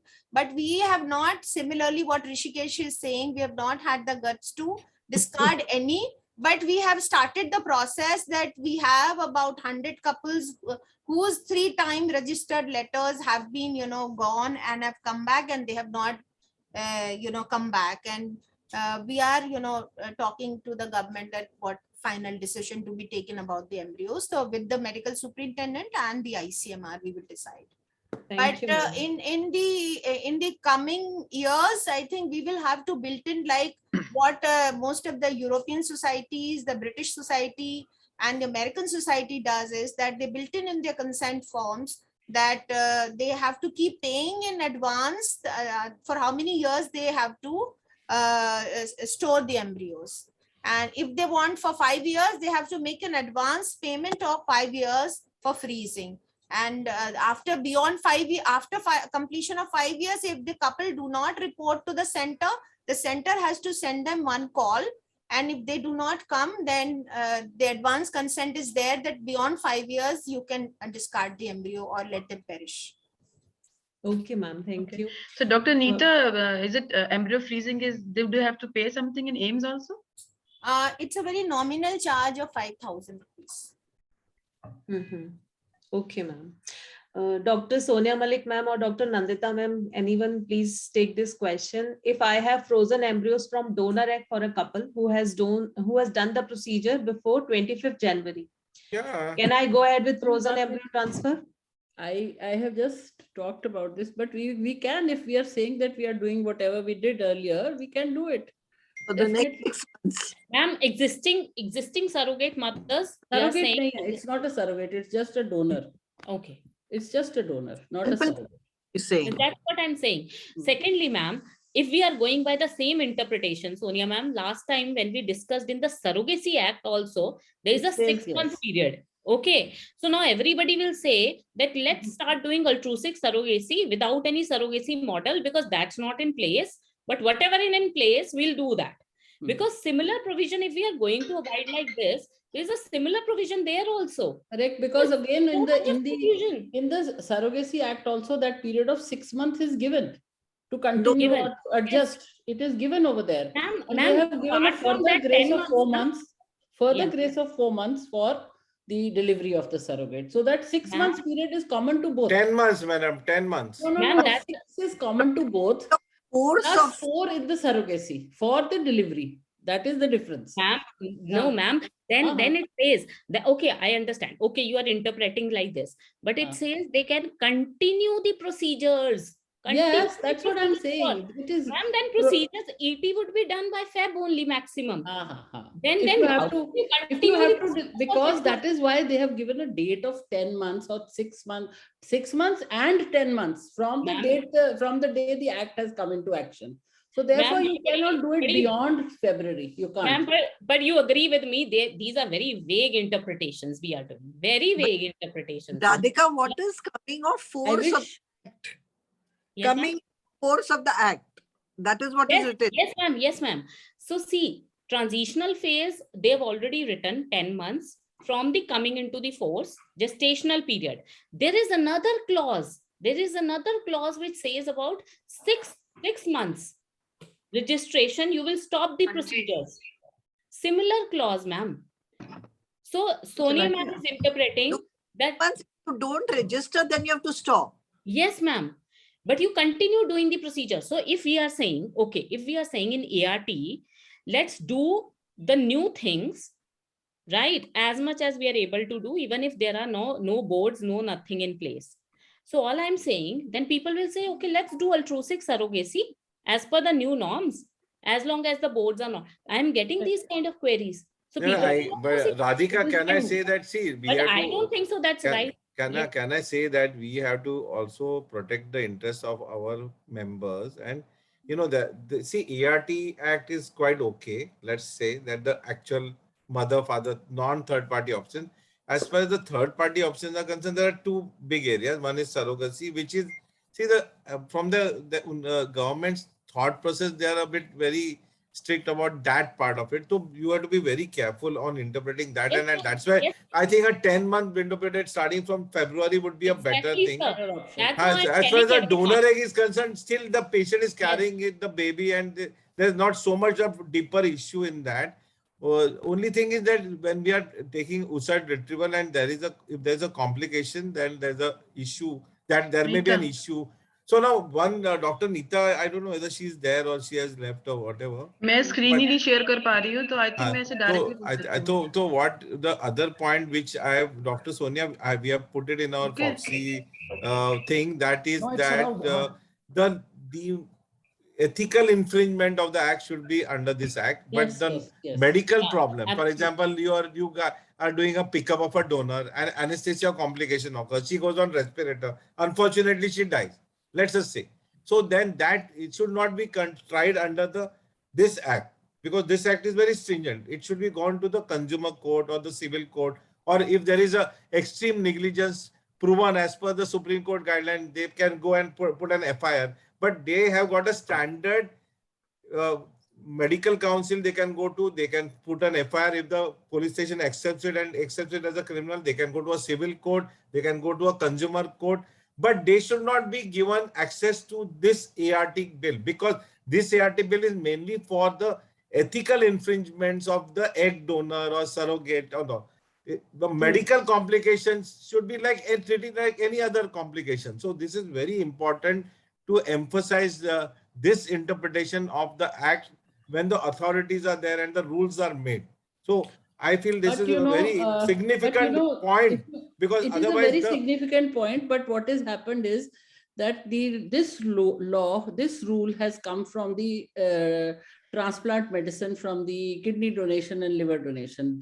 Those acts also say the same thing. So the medical negligence is also under those acts. It's not separate from. Madam, suppose the kidney transplant, No, I'm just person, telling you. I'm just person telling has you. a We will definitely complication. fight it out. We will fight it out, like you are saying. But the in only the thing is, I don't I'm know what, telling I you just that this wanted is to the know, thought. in the organ transplant act, suppose the person has a complication which is during means all the compliances have been done, the recipient kidney has been taken, and there is a problem with the donor, and there's a death of the donor. But that's a medical complication. There is no ethical infringement. There's no compliance. That is under this act. Their kidney transplant act. They will be prosecuted under the transplant act. That is what I'm trying to tell you. It has come from there. I got to know of this from somebody, and therefore, I'm saying that we will have to fight it out. Definitely. Ma'am, we got some questions on surrogacy. There are some questions also. regarding surrogacy also. Yeah. So I'm just taking those questions. There's one question like, if first child is suffering from some severe disease, so is this allow a couple to go for surrogacy? Why can't they do it in their own if there is no other medical indication? Yeah, so every criteria has to be fulfilled.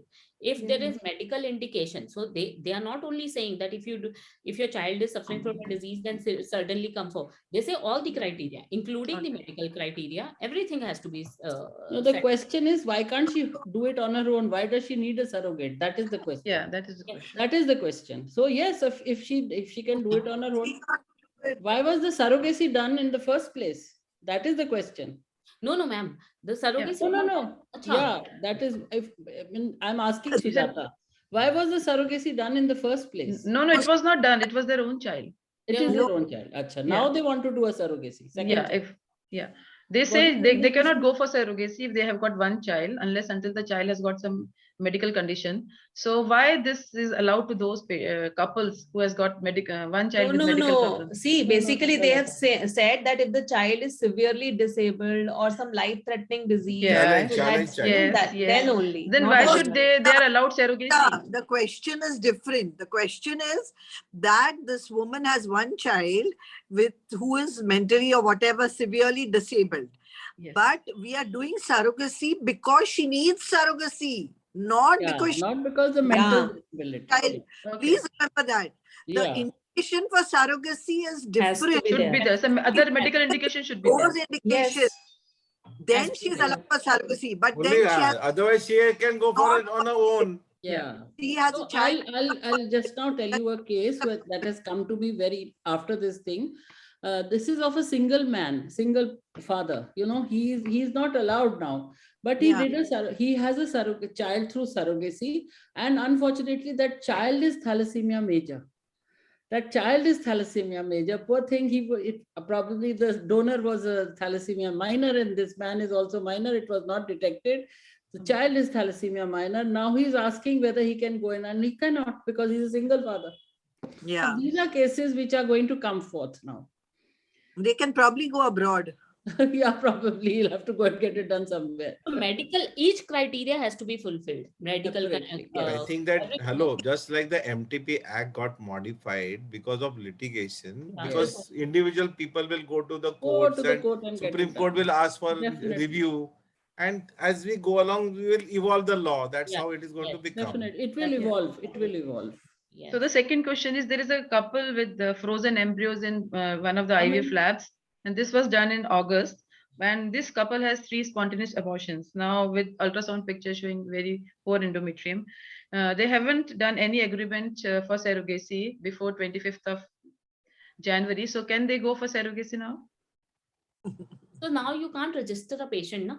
There's You everything. can go for altruistic surrogacy once it is allowed. Now what they can Not do? yet. Not now. As Now I they have to said, wait till They will have to everything is wait. done. Hello, Yeah. the And then, medical as what board I'm will, Radhika says, they can Yes, start yes. the process with the district court. Yes, district And more. then after that, once it is yeah, allowed. but you they know can what? do. We'll have to convince the people who are making the rules that the repeated miscarriages or repeated IVF failures also Medical. should be an indication for surrogacy. So the indications, because then only the medical board will decide. No, otherwise the board will not be able to decide. Sir, I have heard in some part in New Zealand or wherever these kind of boards are, if somebody is having 3 IVF failure, they consider it as a medical indication. Right. So consider it what? as a So medical indication. Radhika, these things will have to be derived, and Yes. opinions will have to be taken, because you know our country now, they also look at other democratic countries. If they are following, then there is a more liberal view of Yes. also following. You know, so we will Yes. have to quote other, like UK, what is happening, Australia, what is happening, New Zealand, free So New democratic Zealand is very European happy. Union. So New all that. Zealand is very happy with this law because New Zealand has similar fashion, and the Indians staying there now said that they will be very happy to do procedure in India because New Zealand will accept happily now these children back. So I think Sarita Sukija is asking one question from Kenya, that who will be the medical board? So one obstetrician, one pediatrician, and I think one So gynecologist. gynecologist, and there's one under the chairmanship of the civil surgeon, local civil surgeon. or And CMO. So I would suggest now, if your patients are very keen to start the process, do not delay. At least put up the application before these DMOs. Start putting up because they're So medical one certificate more point I would like to make to all of you. I don't know how many, Ramesh, how many people are listening to us? 77. Around 100, 77. around and in total Right. So 100 now का पहले. basically now we have to understand, and this is very important. The other day now I attended a training program on how to do advocacy at the local level. So it is very important that we start connecting with our local MLAs and the member of parliament in our constituency, because these are the people who can ultimately they express and make the change in our laws. So in United States, every constituency has an advocacy group, and you have to advocate, you have to connect with your member of parliament, your MLA. And as a Foxy president, I'm going to make it a point that we will have 560 advocates who will be connecting with all our 560 member of parliament, because this is where we are very deficient. We have not advocated our position. So we did it, but it was not enough.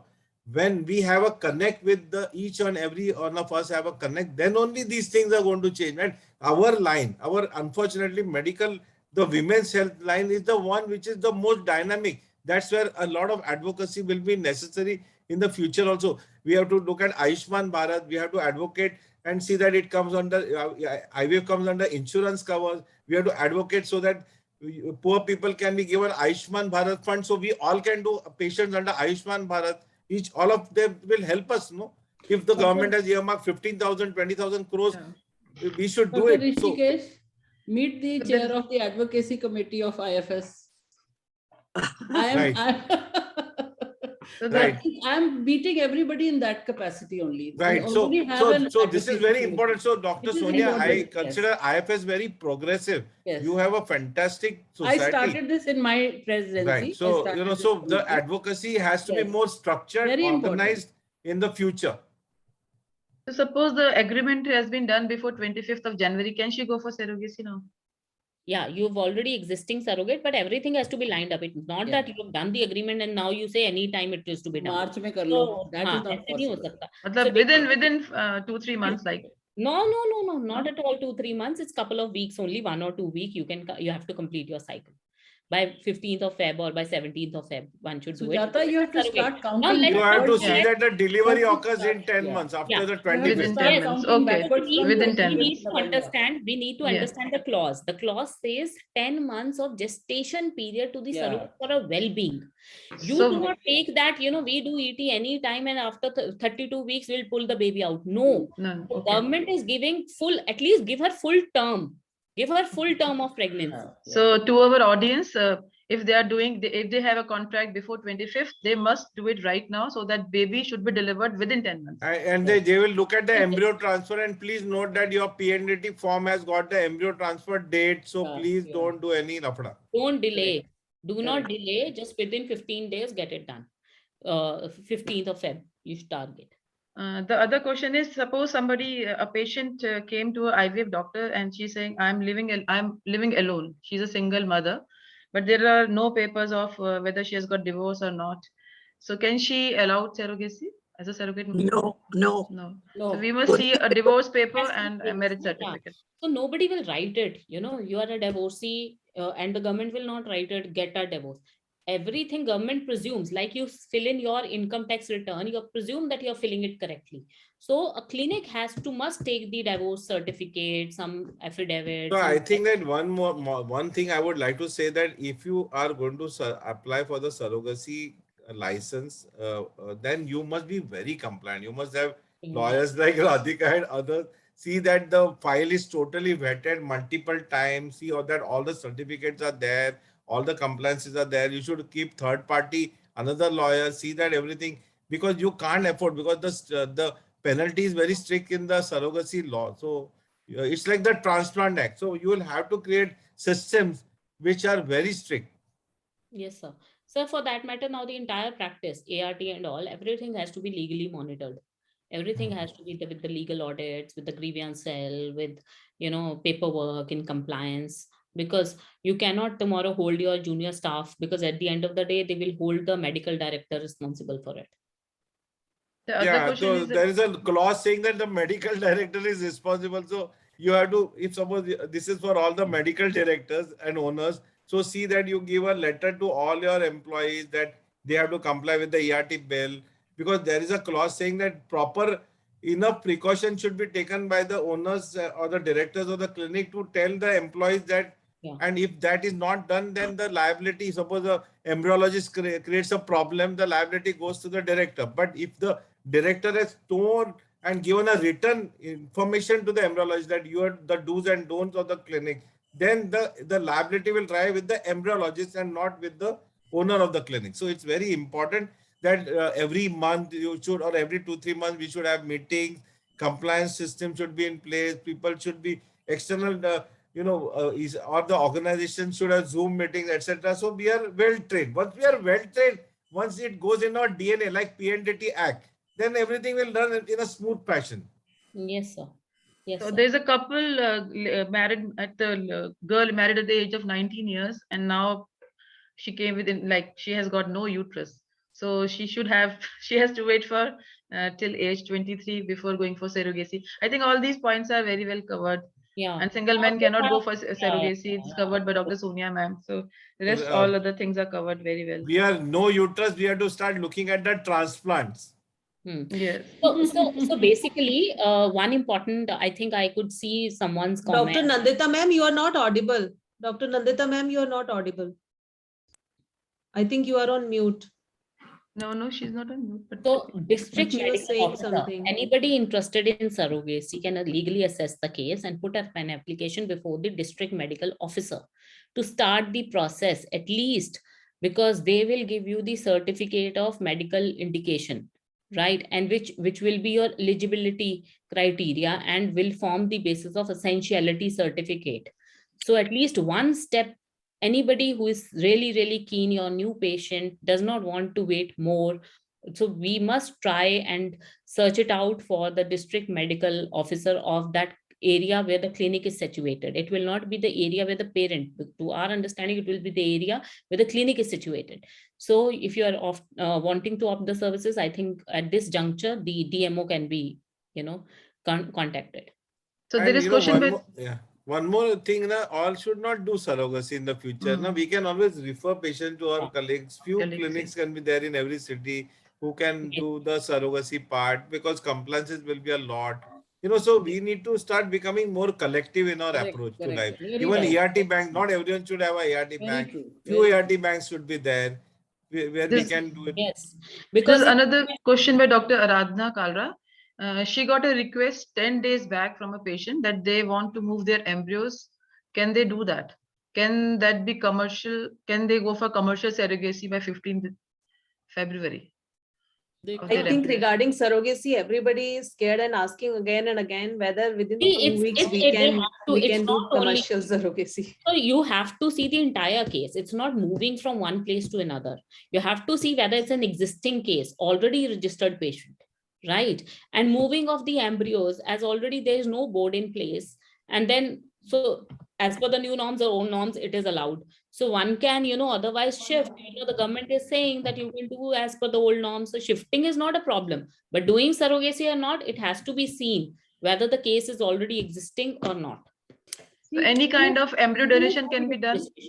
See, even if it is registered, you have to look at the timeline.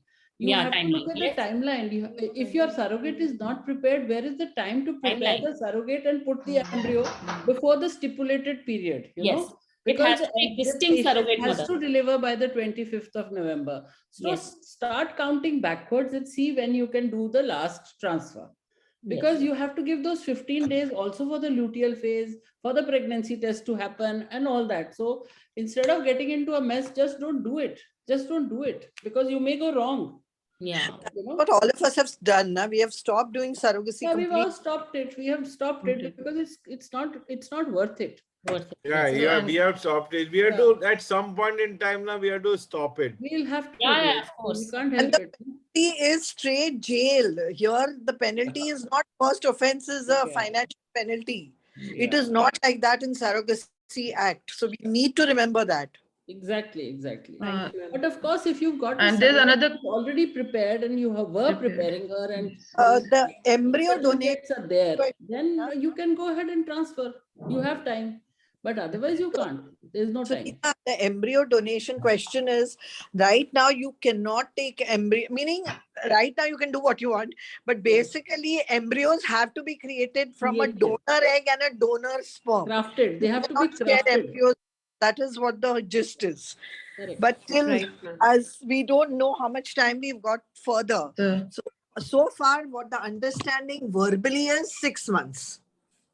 And what is the new definition of embryologist? Like, there are so many embryologists. That is a wrong, I think that they have made a wrong interpretation that doctorate is the new definition, which is a PhD. But I think we will request the rule-making body that an MSc, because right from beginning it was MSc or MBBS doctor who is well versed with embryologists.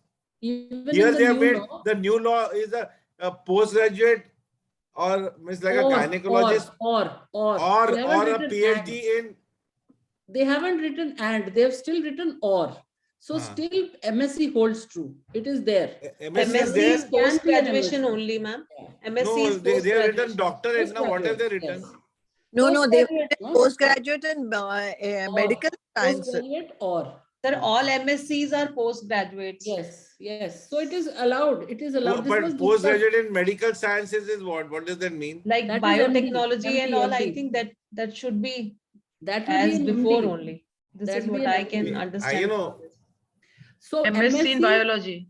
MSc in life sciences or postgraduate medical sciences or PhD. It is or for everything. So majority of the embryologists in this country are MSc. Yes. They actually, the ACE actually designed a Google sheet and they asked their people. So out of the 900 embryologists or 9 something members that they have, 700 have replied, and majority of them are MScs. About 9 to 10% are MBBS and postgraduates therein. And there are only 2% who are going to be having a problem. It's very small. Most of them are fitting into the criteria. And the last comment is that from Ved Prakash. I have this information from Ved Prakash. So don't worry about your embryologist.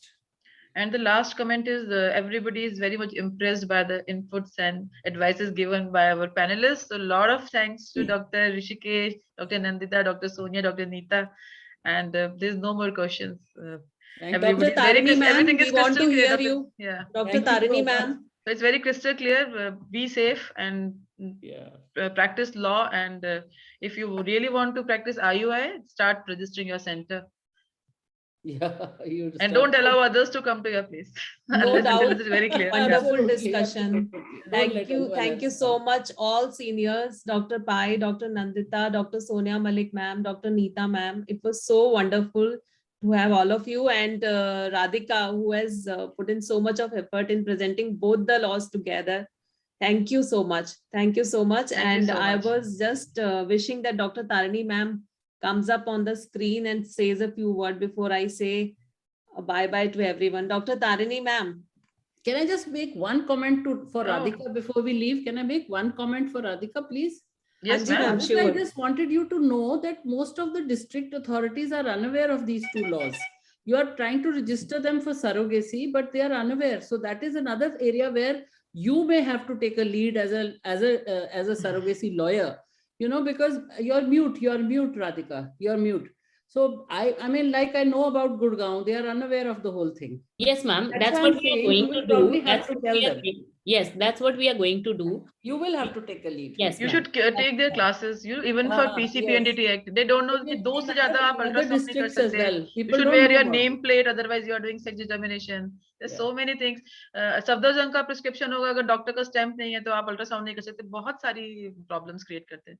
It's better to have their legal classes. Yeah, sure, ma'am. And that's why we are also taking few cases with which will spearheading this thing, making aware the various officers with some actual case in hand, showcasing, look, this is what they are being told and this is the file, and please let us know whether you can do it or you want an approval so that we can also go back end and tell them that you need. So last question, Dr. Sonia Malik, ma'am, are you filling Form F for follicular monitoring? Yes, I am. And what is the indication in that?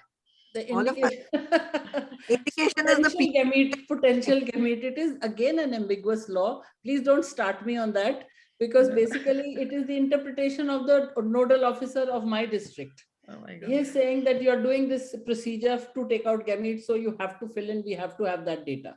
So they think we have got the funny part of the form is it is written pregnant women. Yeah. No, they have corrected it. They have corrected it. They have corrected it, Radhika. They have corrected it.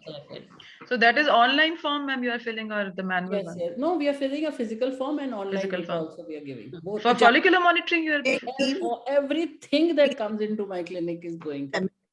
Doctor, not audible. Sonia ma'am, so should we start? Should we start? No, no. Yes, please. Unnecessary. They should guide what should we do after the registering the. And you know, one more thing is that at some point in time, once the ART bill comes in, the ART clinics can get out of the PNDT Act, can be under the ART Act. Yeah. We will be added to it. That's all. Or we will be added to it. Anyway, that's why now we are actually this time now we are all very well versed. We are already set. Our PNDT is there. We just need some little more forms, and we are. I don't think those who are practicing ERT and even when egg donation comes, I'm sure. So one of the points, Radhika, that in UK they are also not allowing the commercial donation, but they give 720 pounds to the donor. So we will have to have that. Is important to cite it because we always depend on UK interpretation. Yes, sir. So that it's very important, sir. My office is pulling out all the literature available. Sorry to stop. And even the commercial, even for adoption, even for surrogacy, they give some kind of compensation. You need to pull it out. And sir, I'm going to pull it out. I have the bare acts of their respective countries, and I'm going to even showcase how altruistic model they are running in their country. Right.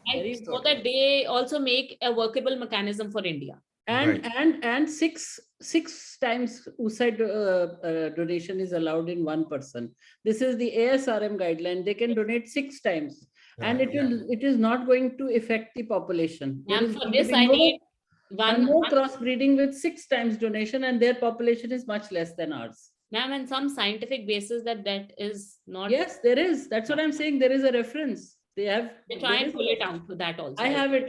I've already pulled it out. Ma'am, please send it across because 11 तारीख को मिलेंगे.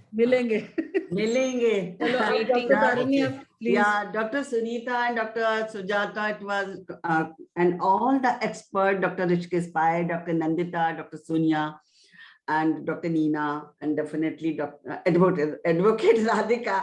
We should keep the like Dr. and Advocate Radhika. So, it was very interactive and fruitful message to all the delegates who are connected here, and quite different. This was the panel from the other one, because we are Dr. Sunita and Sujata has taken the practical problem. So congratulations to both of them and all the experts here. And now the Dr. Sunita can give the vote of thanks. Thank you, ma'am.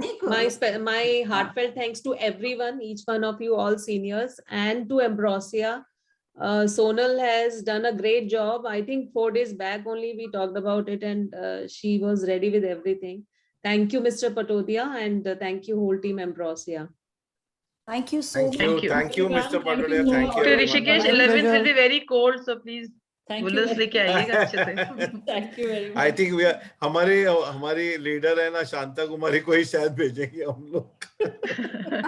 And Madhuri Patel, you know. No, they are but both. Thank you. Because, actually, what happens when a non-ERT people they talk, the government listens more. They are not into a hardcore ERT, so they're when I talk, they will say, "Arey, Doctor Bhai, you to do ART, you have got a soft corner." So it's always better that the others talk for us.